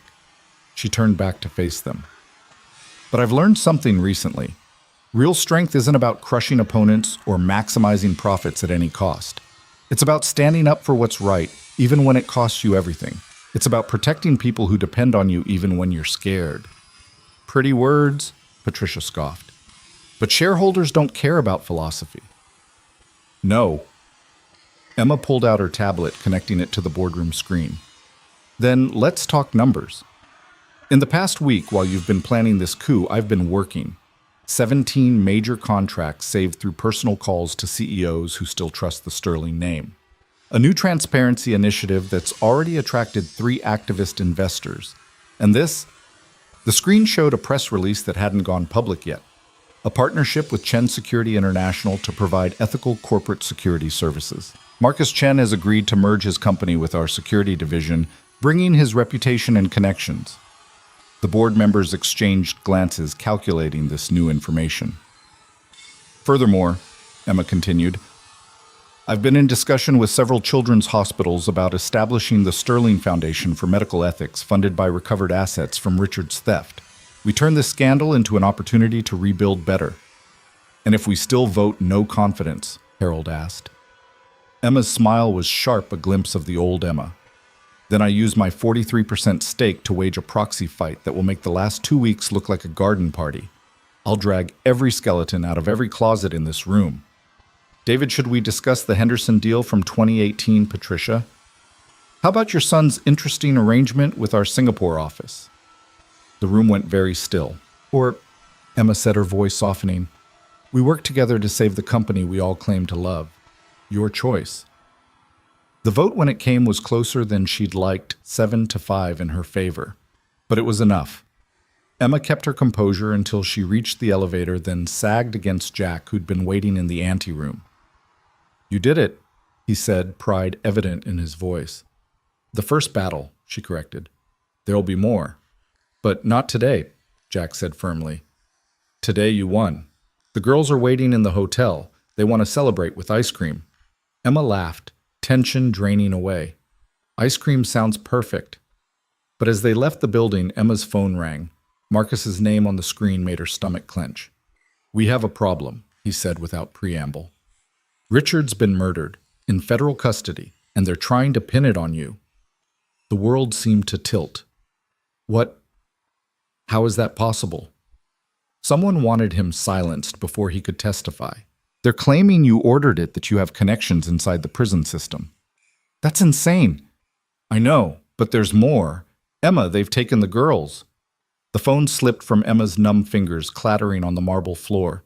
Jack caught it, his face going white as Marcus repeated the news. Lily and Rose were at the hotel pool with the security detail. Someone grabbed them. Professional job. We have surveillance footage, but who? Jack's voice was deadly quiet. We don't know yet, but there's been a ransom demand. Not for money.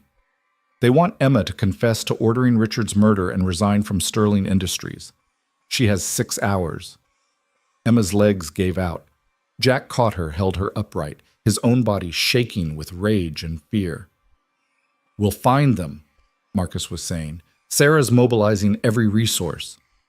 But Emma wasn't listening. All she could think about were those two bright faces, the drawing they'd made her, the trust in their eyes. She'd brought this danger into their lives, and now they were paying the price. I'll do it, she said, voice hollow. I'll confess to whatever they want. Emma, no, Jack said fiercely. That's not... They're children, Jack, your children. I won't let them be hurt because of me. Our children, Jack corrected, and the possession in his voice made her look up. You said it yourself, we're family now, and we don't abandon family. Then what do we do?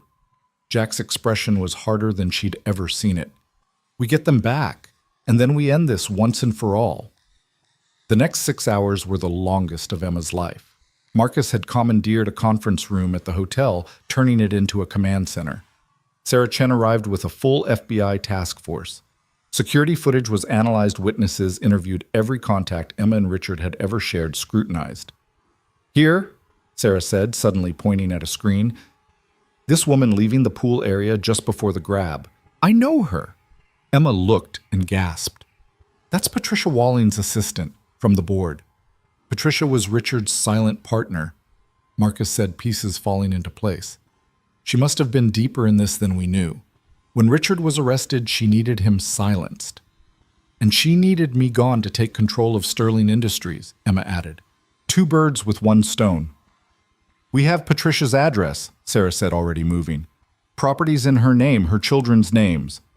Wait, Jack interrupted. If we go in guns blazing, she might hurt the girls. Then what do you suggest? Sarah asked. Jack looked at Emma. We give her what she wants, sort of. The plan was insane, but it was their best shot. Emma would agree to the confession, insist on delivering it in person to ensure the girl's safety. Patricia, arrogant and convinced of her victory, would likely agree. You're betting my daughter's lives on Patricia's ego, Jack said quietly as Emma prepared to make the call. I'm betting on her greed, Emma corrected. She wants to see me broken, humiliated. She'll want to witness it personally. The call was brief. Patricia didn't even pretend innocence, her cultured voice dripping with satisfaction. The old warehouse district, she said. Sterling property, ironically. Come alone. I want proof the girls are safe. A pause, then Lily's voice scared but strong. Emma, Daddy. We're coming, baby. Emma said, tears streaming. Be brave." "Rose is scared," Lily said. "But I told her you'd save us. You always save things." The line went dead. The warehouse Patricia had chosen was one of Sterling Industries' first properties abandoned for decades. Emma knew it well. She'd played there as a child when her father had talked about redeveloping it. She entered alone as demanded, though she knew Marcus's team was positioned around the perimeter, that Jack was closer than Patricia realized. The interior was vast, dark machinery looming like dinosaurs in the shadows. Patricia stood in a pool of light in the center, impeccably dressed as always. The girls were beside her, hands bound duct tape over their mouths, but apparently unharmed. "Emma?" Patricia said pleasantly. "So good of you to come." "Let them go," Emma said. "You have me. That's what you wanted." "Part of what I wanted," Patricia corrected. "I also want to hear you admit what you did. How you ordered Richard killed to silence him." "Fine. I ordered Richard killed. I arranged it through contacts in the prison system. Is that what you want to hear?" Patricia produced a phone recording. "Say it again, clearer, with more detail." Emma took a breath, but before she could speak, Rose made a sound muffled by tape, but urgent. Her eyes were fixed on something behind Patricia. "I wouldn't do that," a new voice said. Harold Fitzgerald stepped from the shadows, a gun in his hand. "Not unless you want to join Richard." Patricia spun, shocked. "Harold, what are you—" "Cleaning up your mess as usual," Harold said coldly. "You were supposed to handle this quietly. Instead, you kidnap children, create a scene.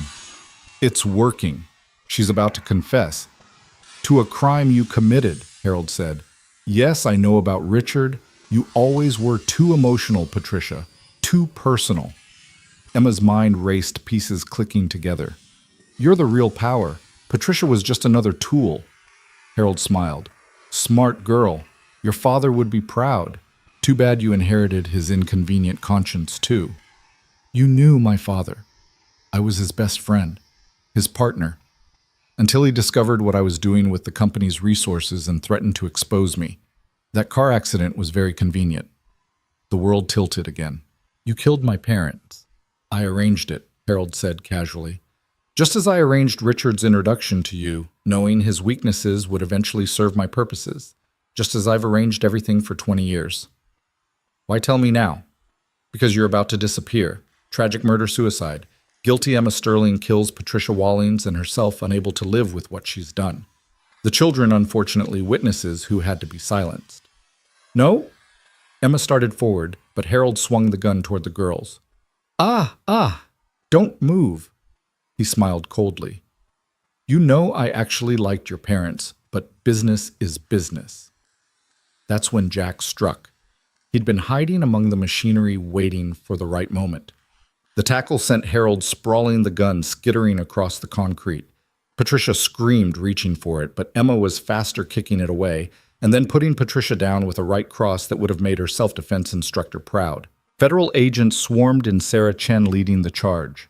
In the chaos, Emma rushed to the girls, pulling off the tape, gathering them into her arms. "You saved us," Rose sobbed. "Just like Lily said." "We saved each other," Emma corrected, holding them tight as Jack joined the embrace. Harold and Patricia were arrested, their confessions recorded by the devices Marcus had hidden on Emma. The conspiracy 20 years in the making finally unraveled completely.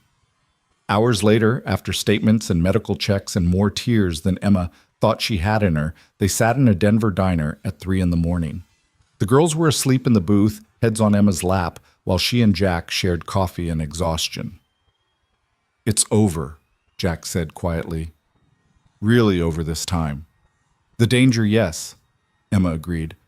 "But the rest, the company, the trials, the rebuilding, that's just beginning." "You could walk away," Jack suggested. "Sell your shares, leave it all behind." Emma looked down at the sleeping girls, then at Jack.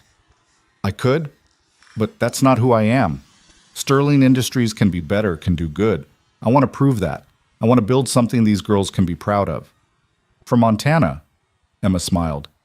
"Why not it's 2020? 25. I can run a company from anywhere. And I happen to know a ranch that needs a better internet connection. Jack laughed quietly. You're serious. You want to stay? I want to come home, Emma corrected. There's a difference. Jack reached across the table, taking her hand. Then come home. The drive back to Montana took 2 days. They stopped at tourist traps, let the girls pick ridiculous souvenirs, acted like a normal family on a road trip. By the time they reached the ranch, news had broken about Harold and Patricia's arrests, about the true story behind the Sterling tragedy. Emma's phone rang constantly. Board members, reporters, lawyers. She ignored them all, focusing instead on helping Rose feed the chickens, on watching Lily's writing lesson, on learning to make Jack's grandmother's soup recipe.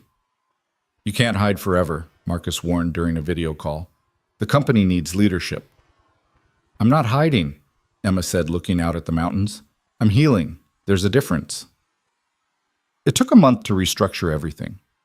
Emma stepped back from day-to-day operations, appointing a new CEO she trusted while remaining board chair. She established the Sterling Family Foundation with recovered assets focusing on rural medical care and corporate ethics education. She turned the old warehouse where Harold had planned to kill them into a community center, and she stayed in Montana. The ranch became her headquarters, complete with satellite internet and a converted barn office.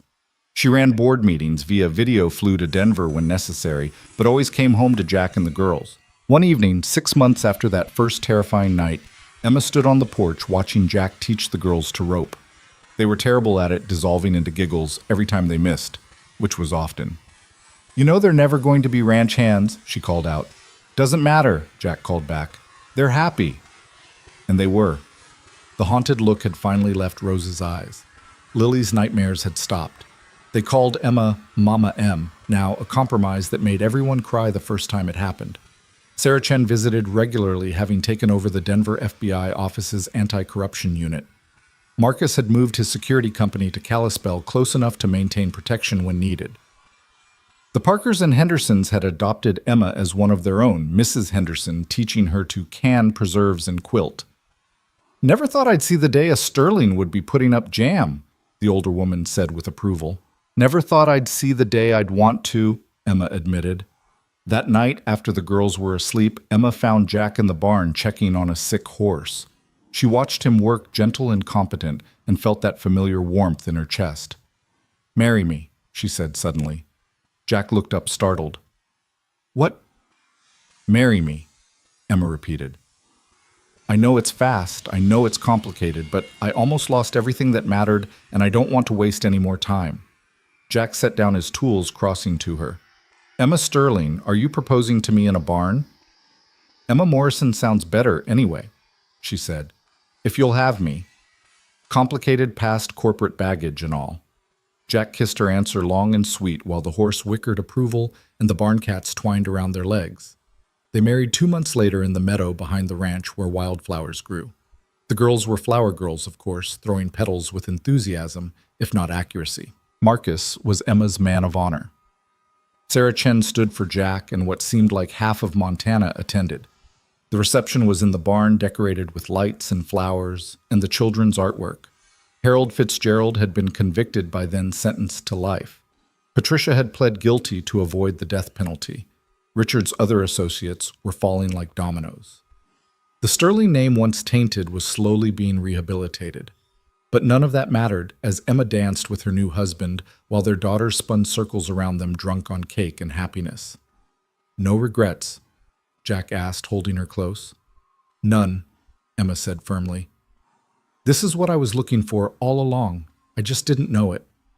A ranch in Montana. A home, Emma corrected. A family. A place where I can be myself, not the Sterling heiress or the CEO or the victim. Just Emma. Just Emma is pretty amazing, Jack said.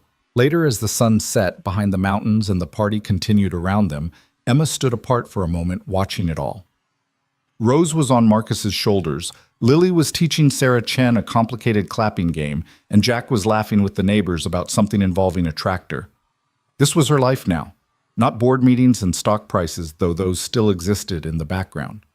But this family dinners and homework, help early morning feedings and late-night conversations on the porch, small-town festivals, and large animal emergencies.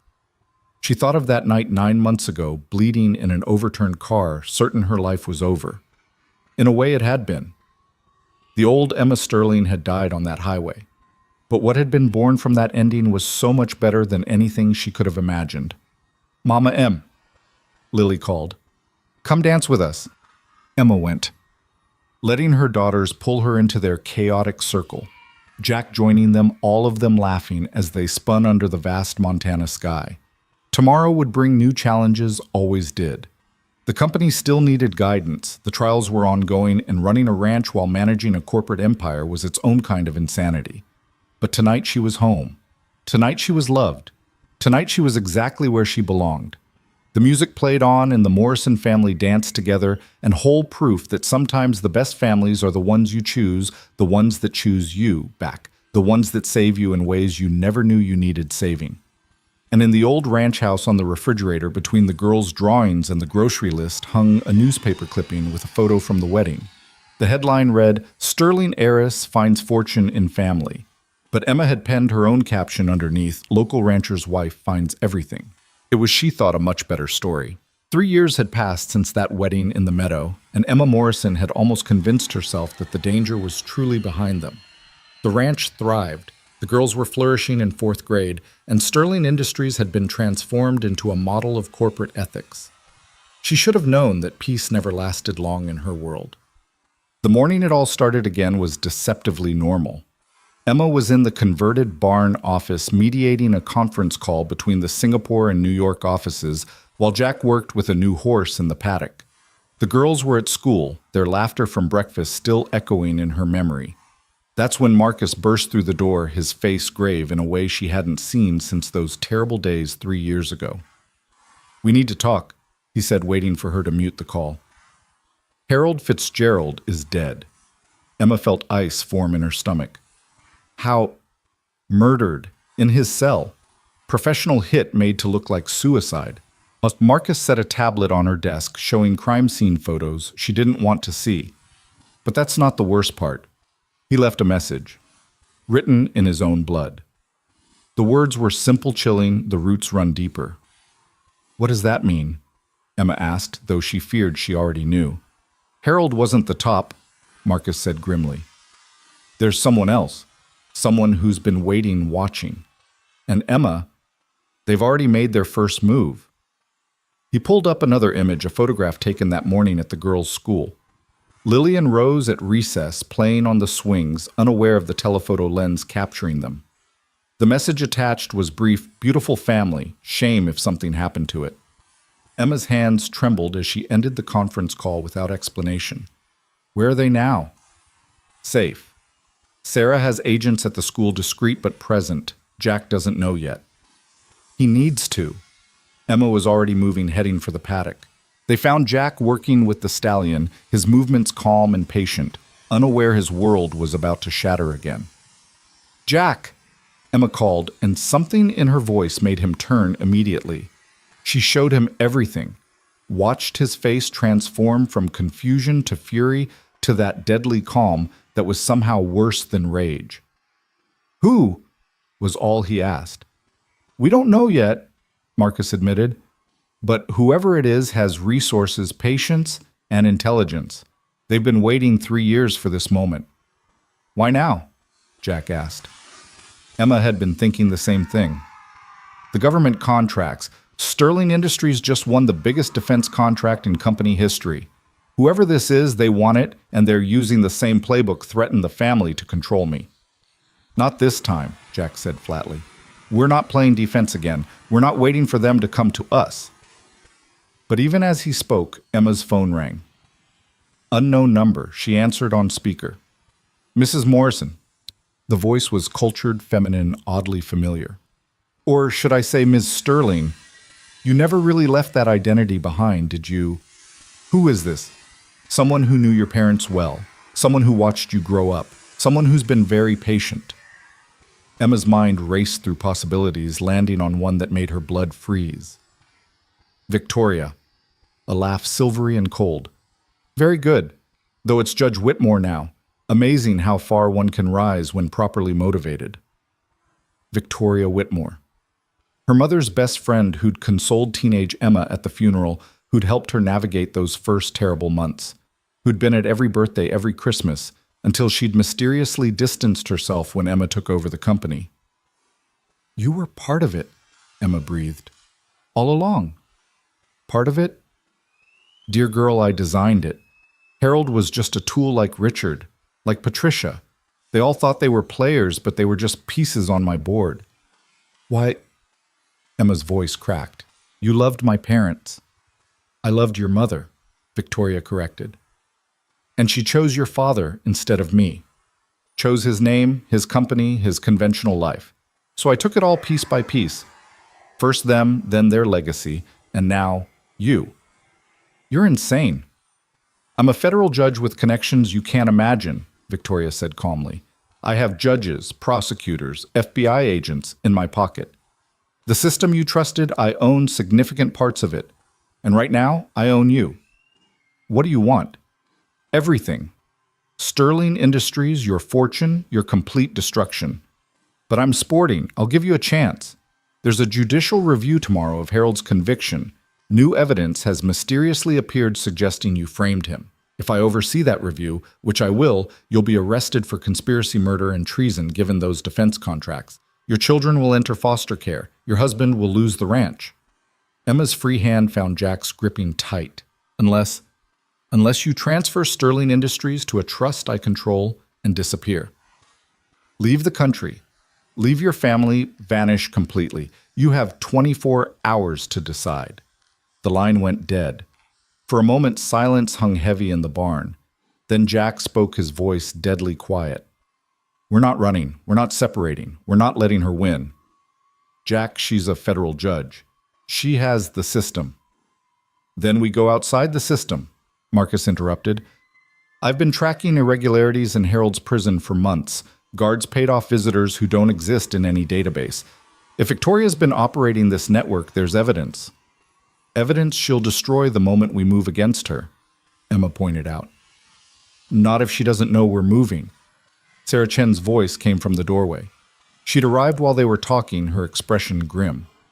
"I've suspected corruption in the judicial branch for years, but could never prove it. This might be our chance." They spent the next hours planning, calling in every favor, every alliance built over the past 3 years. The girls came home from school with their security detail, unaware of the storm building around them. Emma watched them do homework at the kitchen table, their normalcy both precious and painful. "Mama, am you okay?" Rose asked, always the more perceptive twin. "Just worried about work stuff," Emma managed. "You should ride Buttercup," Lily suggested seriously. "Daddy says horses make everything better." That night, after the girls were asleep, the kitchen became a war room. Sarah had brought a team of agents she trusted, absolutely men and women who'd been marginalized by the corrupt system, eager to fight back. Marcus's security specialists set up surveillance equipment that would make the NSA jealous. And at the center of it all, Emma worked her phone calling board members, investors, journalists she trusted. "We need to make Victoria move first," she said. "Force her to expose herself." "How?" Jack asked. Emma smiled, but it wasn't a pleasant expression. "By giving her exactly what she doesn't expect.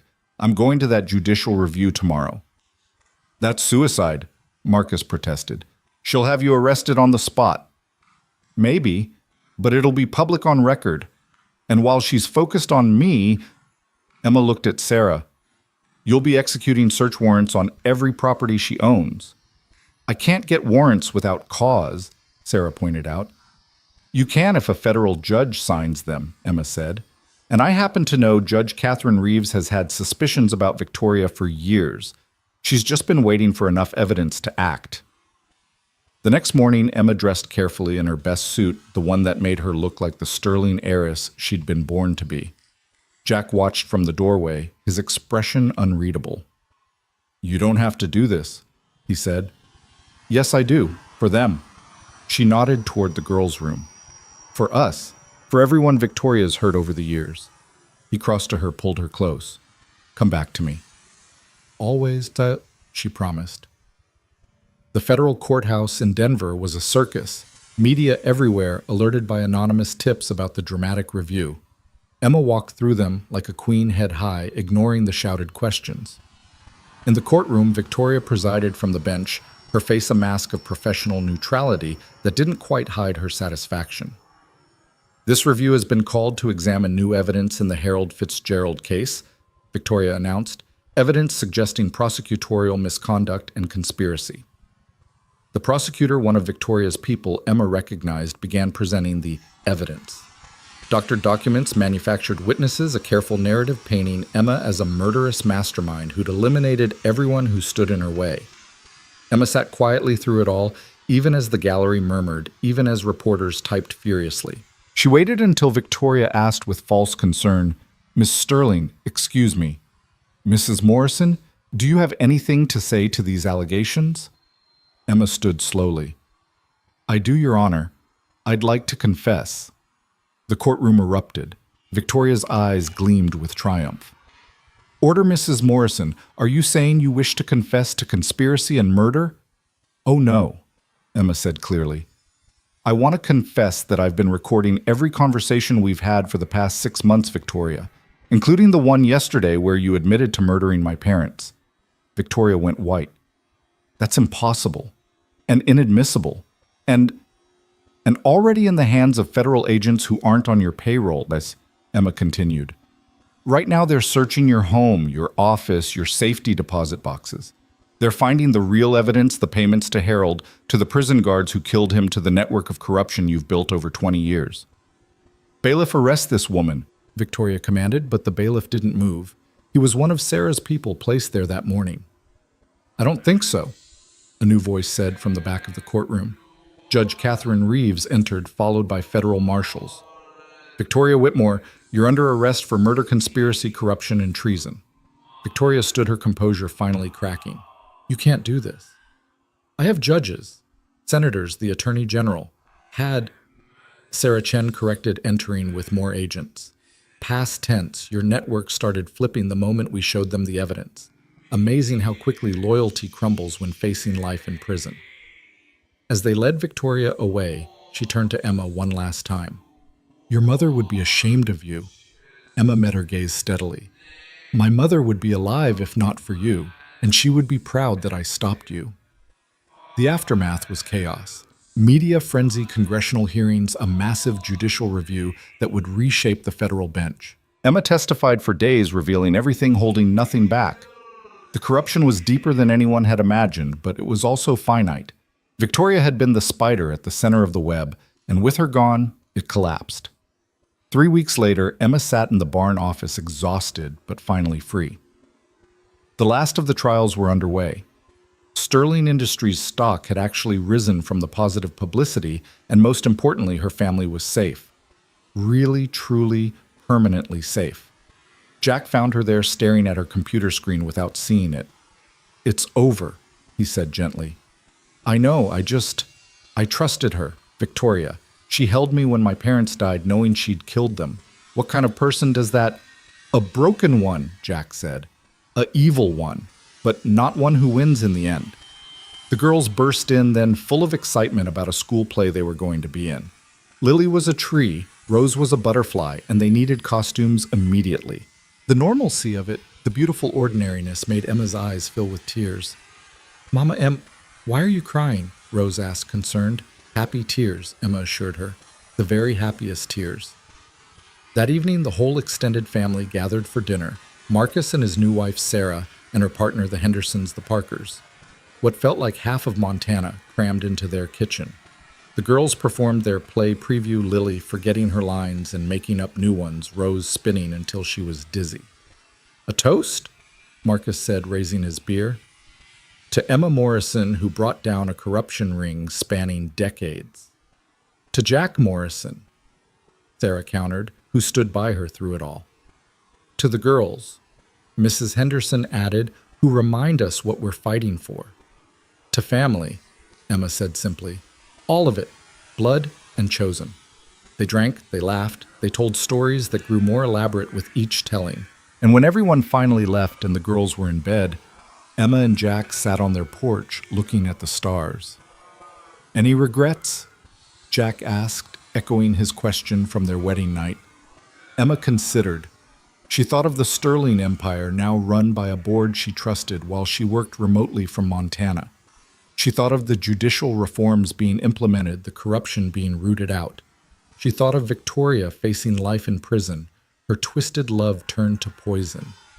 No, she said finally. No regrets. Every choice, every pain, every fear, it all led here. To this porch, this life, this family. Even being a rancher's wife in Montana. Especially that, Emma laughed. Though I do have one request. Anything. Can we please get better internet? Running a multi-billion-dollar company on rural Wi-Fi is killing me. Jack laughed, pulling her close. I'll see what I can do. A month later, fiber optic cables were being laid. The ranch was getting a tech upgrade that would make it the most connected farm in Montana. Emma split her time between board meetings and horseback rides, between corporate strategy and homework help. It shouldn't have worked, but it did.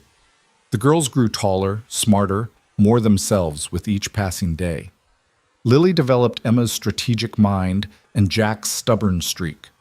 Rose showed an affinity for animals that suggested a veterinary future and a gentle wisdom that reminded everyone of Sarah. They called Emma Mom, now the Mama M, naturally evolving, and every time they did, her heart expanded. One morning, Emma woke to find Jack already up, standing at their bedroom window watching the sunrise. What are you thinking? She asked, joining him. About how different life is from what I planned, he said. I thought I'd raise the girls alone, run the ranch until I couldn't anymore, be buried next to Sarah on the hill. Do you miss it? The life you planned? No, Jack said simply. Because that life didn't have you in it. And I can't imagine any life without you now. Emma kissed him long in sweet-tasting coffee and promises on his lips. I love you, Jack Morrison. I love you too, Emma Morrison. Mom, Dad. The horses are out again. Lily's voice carried from downstairs, followed by Rose's laughter and the sound of boots being pulled on. Emma and Jack looked at each other and sighed in unison, then headed down to wrangle escaped horses with their daughters, their normal, chaotic, perfect life. Later that day, a package arrived with no return address. Emma opened it carefully, finding inside a single photograph her parents on their wedding day, young and in love, unaware of the tragedy that awaited them. On the back in handwriting, she didn't recognize "They would be proud." A friend from the shadows. Emma would never know who sent it, someone from Victoria's network who'd turned good, perhaps, or someone who'd loved her parents truly. But she framed it, placed it on the mantel next to photos of Jack and Sarah's wedding, of the girls as babies of their own wedding in the meadow. The past and present together, the dead and living united in this house that had seen so much pain and joy. That night, as she tucked the girls into bed, Rose asked, Mom, will you tell us the story again? Which story, sweetheart? The one about the princess who saved herself but found a family too. Emma sat on the edge of the bed, Lily scooting over to make room. Once upon a time, there was a princess who thought she had to be strong all by herself. She told the story differently, each time adding new details, new adventures. But the ending was always the same.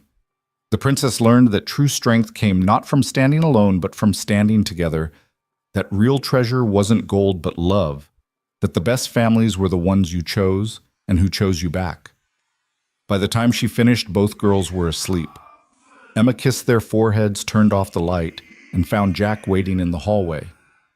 Good story, he said softly. True story, Emma corrected. The very best kind. They walked to their room hand in hand, past the photos and memories, past the evidence of a life rebuilt from ashes. Tomorrow would bring new challenges, it always did. The company needed attention. The ranch had its endless demands, the girls would grow and change and eventually leave. But tonight, in this house in Montana, with her husband beside her and her daughters safe in their beds, Emma Morrison had everything she'd never known she wanted. The heiress who'd lost everything had gained the world, not the world of corporate power and wealth, though she still had that, but the world that mattered. Home, family, love. And that was worth more than all the sterling fortune combined. The moon rose over the mountains, casting silver light across the ranch. In the barn, horses settled for the night. In the house, a family slept peacefully. no longer haunted by threats or fear. And on the kitchen table next to tomorrow's to-do list and the girls' permission slips sat Emma's laptop closed and forgotten. Because some nights the most powerful thing a CEO could do was choose to be just a mom, just a wife, just a woman who'd found her way home against all odds. The story wasn't over. Stories like this never really ended. There would be more chapters, more adventures, more quiet moments, and dramatic ones. But the foundation was solid now, built on truth and trust, and the unshakable belief that love could conquer corruption, that family could defeat fear, that sometimes the best revenge against those who tried to break you was simply to live well. And Emma Morrison, formerly Sterling, was living very well indeed. As sleep finally took her, she heard Jack whisper, "Thank you." "For what?" she murmured. "For crashing into my life." She smiled in the darkness. "Best accident I ever had." And it was. Because sometimes the road to happiness isn't straight or smooth. Sometimes it involves overturned cars and federal conspiracies, corrupt judges, and midnight rescues. Sometimes it requires losing everything to find what really matters. But in the end, if you're very lucky and very brave, you end up exactly where you're supposed to be. Home. 5 more years had passed since Victoria's arrest, and the Morrison Ranch had settled into a rhythm that felt permanent, unshakable. The girls were 15 now, all legs and opinions, navigating high school with the same determination they'd inherited from both their parents. Emma had just closed her laptop after a successful board meeting when she heard the unfamiliar sound of a helicopter approaching. Jack emerged from the barn, shading his eyes against the afternoon sun. The girls home from school came out onto the porch. They all watched as the helicopter circled once before landing in the far pasture, scattering the horses. Marcus stepped out first, his face grim in a way that made Emma's stomach clench. Behind him was someone Emma hadn't seen in 8 years. David Sterling, her cousin, the one who'd disappeared after her parents' death, leaving her to handle the empire alone. "David," Emma breathed, barely recognizing the weathered man walking toward them. He'd aged decades in those 8 years, his once polished appearance replaced by scars and a permanent wariness. "Hello, Emma," David said quietly. "We need to talk. All of you. There's something you need to know about your parents' death. Something I've been running from for 8 years. They gathered in the living room, the girls sensing the gravity and staying unusually quiet. David sat forward, hands clasped, gathering courage to speak. "I was there," he said finally, "the night your parents died. Not in the car before. At the meeting where Victoria and Harold planned it. I was young, stupid, in debt from gambling. They offered to clear my debts if I just stayed quiet." Emma's world tilted. "You knew all this time, you knew." "I tried to warn them," David said desperately. "I called your father, but he didn't believe me. Thought I was drunk making up stories. And then it was too late. After they died, Victoria made it clear that if I ever surfaced, you'd be next. So I ran." "Why come back now?" Jack asked, his arm protective around Emma. "Because I've been tracking something," David said, pulling out a tablet. "Victoria's network, it's not dead. Someone's been rebuilding it quietly, carefully. And Emma, they're coming for the girls." Lily and Rose exchanged frightened glances. Emma felt ice in her veins. "What do you mean?" "The twins turn 16 next year," David explained. "According to your parents' original will, the real one, not the forgery Victoria created, they left provisions for any grandchildren. A trust that would activate on the 16th birthday, giving them significant shares in Sterling Industries." "That's impossible," Emma said. "My parents died before the girls were even born." "They amended the will 6 months before they died," David said. "They knew you'd have children someday, wanted to ensure the family legacy. The shares would come from the emergency holdings, the ones everyone thought were liquidated after their death. But they weren't. They've been sitting in a Swiss account, growing, waiting." Marcus leaned forward. "How much are we talking about?" "Enough to shift the balance of power at Sterling Industries," David said. "Whoever controls the girls would effectively control the company." "Over my dead body," Jack said flatly. "That's what I'm afraid of," David replied. "The person rebuilding Victoria's network, they're not interested in threats or ransoms. They're playing a longer game. Legal adoption, if you're gone, guardianship manipulation, even..." He paused, looking at the girls. even marriage arrangements once they're of age. Marriage, Lily burst out. We're 15. In some states, with parental consent, it's legal at 16, David said grimly. And if something happened to your parents, if the right guardian was appointed, who? Emma demanded. Who's behind this? David pulled up a photograph on his tablet. Emma gasped. The man in the picture was elegant, distinguished, familiar. Alexander Whitmore, Victoria's brother, recently returned from a decade in Switzerland. He's been planning this for years, David said. Building legitimate businesses, making connections, staying completely clean, while his sister took the fall. He's untouchable legally, but he wants what Victoria wanted, complete control of Sterling Industries and revenge for his sister. Then we stop him, Jack said simply. It's not that simple, Marcus interjected. Alexander's been careful. No crimes, no threats, nothing actionable. He's positioned himself as a respectable businessman, even a philanthropist. He's on the hospital board, the school board. The school board? Rose's voice was small. Our school. David nodded grimly.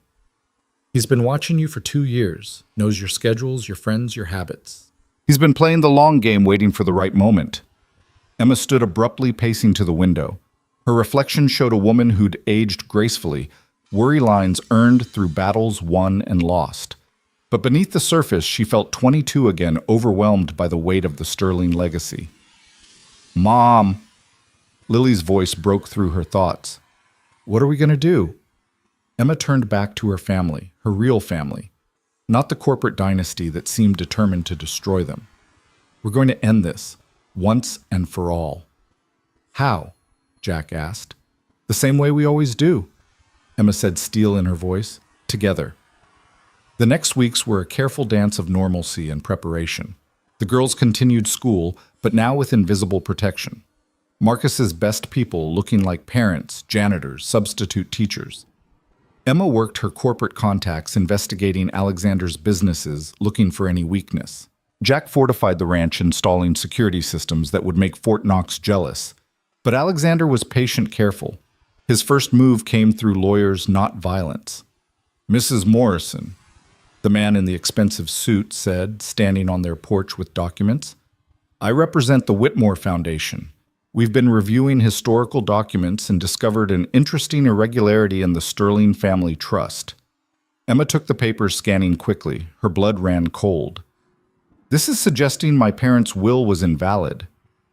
The witnesses have recently come forward to recant their signatures, the lawyer said smoothly.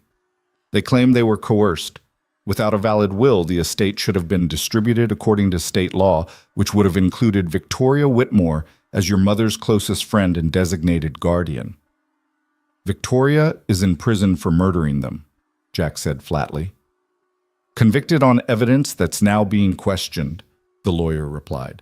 Mr. Alexander Whitmore as her heir would have standing to claim his rightful portion, unless, of course, you'd prefer to settle this quietly. Get off my property, Jack said quietly. Now. The lawyer left, but they all knew this was just the beginning. That night, Emma couldn't sleep. She found herself in the barn office going through years of documents looking for something, anything, to prove Alexander's involvement in the original conspiracy. Can't sleep either. David's voice came from the doorway. He'd been staying in the guest room helping with the investigation. There has to be something, Emma said, frustrated. Some connection we missed. David sat across from her, pulling out a flash drive. There might be. I saved everything from those days, emails, recordings, documents.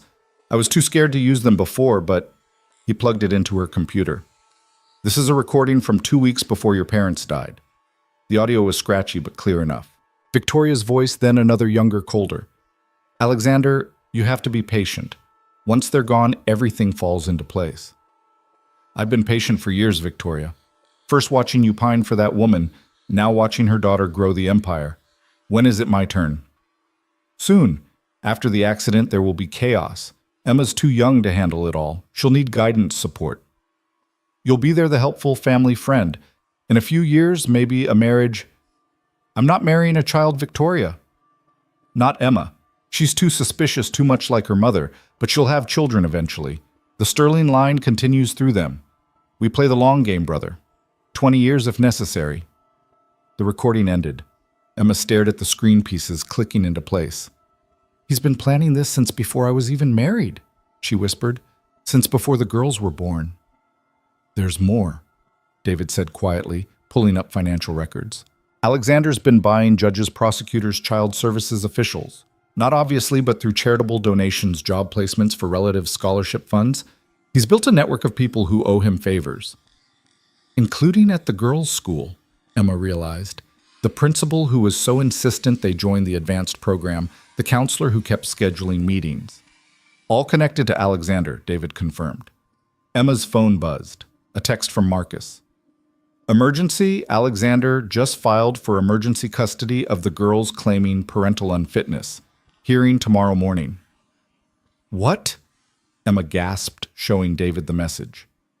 "He's moving faster than expected," David said. "Something must have triggered him." Emma's phone rang. It was Sarah Chen. "Emma, we have a problem. Someone leaked the Swiss account information to the IRS. They're claiming tax evasion, freezing assets. And Emma, they have a warrant for your arrest." The walls were closing in. Emma felt the familiar sensation of the world tilting, but this time she didn't have the luxury of panic. "Sarah, how long do I have?" "They'll be there by morning. Emma, you need to run." "No," Emma said firmly. "Running is what Alexander expects, what he wants. If I run, I look guilty. The girls lose their mother. Jack loses his wife, and Alexander wins." She hung up and turned to David. "I need everything you have, every recording, every document, everything." "Emma, you can't fight this in court. He owns too many judges." "Not all of them," Emma said, thinking quickly. "Judge Catherine Reeves, the one who helped us with Victoria. She's now on the federal appeals court. If we can get to her—" "She can't interfere with state custody proceedings," David pointed out. "No, but she can investigate federal corruption. And if Alexander's network crosses state lines, uses federal systems—" Emma was already typing, sending encrypted messages to contacts she'd cultivated over the years. Dawn came too soon. Emma had barely finished preparing when the police cars arrived. Jack stood beside her on the porch, the girls behind them, as Sheriff Coleman, a man they'd known for years, approached with obvious reluctance. "Emma, I'm sorry about this. I have a warrant for your arrest on charges of tax evasion and fraud." "I understand, Sheriff," Emma said calmly. "But before you take me, my daughters have something they'd like to say." Lily and Rose stepped forward, and Emma saw Coleman's surprise. They were holding tablets recording. "Sheriff Coleman," Lily said clearly, "we want to state for the record that we feel safe with our parents, that any attempt to remove us from their custody is against our wishes. We're also aware," Rose added, "that Alexander Whitmore has been stalking us for 2 years. We have documentation photos he's taken of us, records of him following us, evidence of him bribing school officials to get information about us." Coleman looked uncomfortable. "Girls, We're streaming this live," Lily interrupted, "to about 50,000 followers. Would you like to explain to them why you're arresting our mother on false charges orchestrated by a man who's been stalking minor children?" Emma had never been prouder. Her daughters had inherited not just her strategic mind, but her courage. Coleman's radio crackled. "Sheriff, we have a situation. Federal marshals are at the courthouse. They're serving warrants on Judge Henderson, saying something about corruption charges." Emma smiled slightly. Sarah Chen had come through. "Sheriff," Emma said quietly, "you might want to verify those warrants before you do something that ends your career. Check who signed them. Check when they were issued. Check if the federal tax charges even exist." Coleman hesitated, then made a call. His face paled as he listened.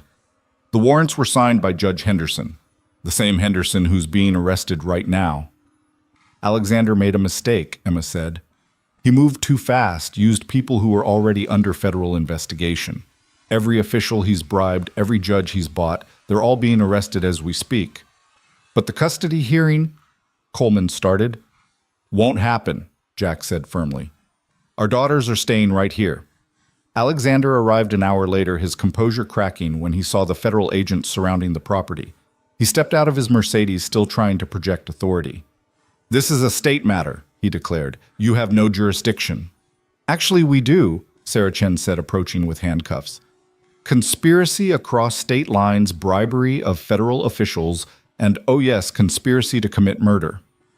You can't prove that, Alexander said, but his voice wavered. Your sister kept such detailed records, Sarah said conversationally, including recordings of your conversations. Did you know she was recording you all those years? She didn't trust anyone, not even you. Emma stepped forward. You waited 20 years for revenge, planned for 2 decades to destroy my family. But you made the same mistake Victoria did. You underestimated us. You think you've won, Alexander snarled as they cuffed him. The Sterling curse will follow you forever. Your daughters will never be safe. Someone will always want what you have. Maybe, Emma agreed, but we'll face them together, as a family, something you and Victoria never understood. Real power isn't about control or money. It's about the people who stand with you. As they led Alexander away, the girls ran to their parents, the 4 of them holding each other tightly. The neighbors had gathered, the Hendersons, the Parkers, the whole community that had become their extended family. Is it really over? Rose asked quietly. Emma looked at her daughters, 15 years old, brave and brilliant, carrying the Sterling legacy but not crushed by it. She thought of all the battles fought, the prices paid, the victories won. This chapter is, she said honestly, but you're Sterling women, whether you use the name or not. That comes with challenges. There will always be people who want what we have, who resent what we've built. But we're also Morrison women, Lily said firmly, and Morrisons don't run from fights. Jack laughed, pulling them all closer. God help anyone who comes for this family. Later, after statements were given and media was handled after the girls were asleep and the house was quiet, Emma found herself once again on the porch with Jack looking at the stars. David's staying, Jack said quietly. Says he wants to help rebuild, make amends. He's family, Emma said simply. Complicated, flawed, but family. Speaking of family, Jack said, pulling out an envelope. This came while you were dealing with the lawyers. Emma opened it, finding documents from Switzerland, the hidden trust her parents had created, finally accessible. But there was more, a letter in her mother's handwriting, somehow preserved all these years. My dearest Emma, she read aloud, voice trembling. If you're reading this, then your father and I are gone, and you've discovered our final gift. Not the money, though, that will help, but the knowledge that we saw this coming. We knew our enemies knew the dangers, but we also knew our daughter. Strong, brilliant, capable of things we could only dream of. The money in this trust isn't for you, it's for your children and their children. The Sterling legacy isn't about wealth, it's about resilience. About getting up every time you're knocked down. About protecting those you love with everything you have. Be happy, my darling girl. That's all we ever wanted for you. Emma was crying by the time she finished Jack's arms around her. She knew, Emma whispered. Somehow she knew. Mothers always know, Jack said softly. Sarah knew our girls would need another mother. Your mother knew you'd need this reminder. That's what love does. It sees beyond the present. They sat in silence for a while, processing everything. Then Emma asked, Do we tell the girls about the trust? When they're ready, Jack said. For now, let them just be teenagers. Let them worry about homework and horses and whatever boys they're pretending not to like. Emma laughed. Lily has a crush on the Henderson boy. Over my dead body. He's a nice kid, Jack. He's a boy interested in my daughter. That automatically makes him suspicious. They bickered gently, the normal rhythms of their life reasserting themselves. Inside, their daughters slept peacefully. David was in the guest room, finally facing his demons. Marcus was coordinating security, ensuring no other threats emerged. Sarah was building federal cases that would reshape the justice system. And on the Morrison Ranch, 500 acres of Montana paradise, a family that had been forged in crisis and tempered by trials settled into something approaching peace. Any regrets? Jack asked their traditional question. Emma thought about it longer this time. She thought about the young woman who'd crashed on that highway so many years ago, terrified and alone. She thought about the billionaire heiress who'd trusted the wrong people, who'd built walls instead of bridges. She thought about all the versions of herself she'd been, all the prices paid for the life she now lived. No, she said finally. Every scar, every battle, every loss it all led here. To this porch, this life, these people, I wouldn't change a thing. Even marrying a stubborn rancher. Especially that, Emma said, kissing him. The next morning brought chaos, as mornings always did. The girls argued over bathroom time. Jack burned the eggs. Emma juggled phone calls from board members and reporters. David attempted to help and mostly got in the way. It was loud, messy, imperfect, and absolutely perfect. "Mom," Rose called. "Lily's wearing my shirt." "Dad," Lily yelled. "The horses are out again." "Emma," David said urgently, "the lawyers are calling about the trust." "Jack," Mrs. Henderson called from the door. "That new horse is causing trouble." Emma and Jack looked at each other across the chaos and laughed.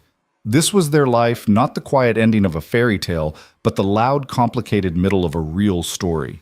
There would be more challenges, more threats, more battles to fight.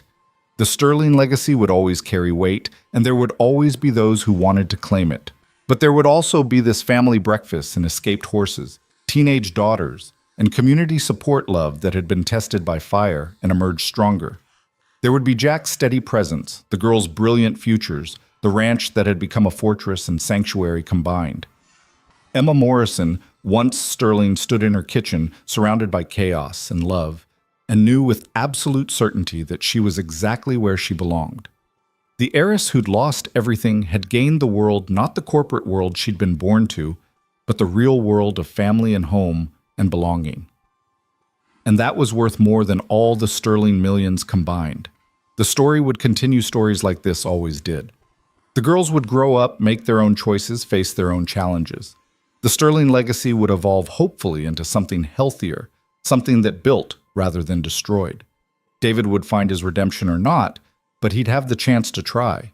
And Emma and Jack would face it all together, partners in every sense.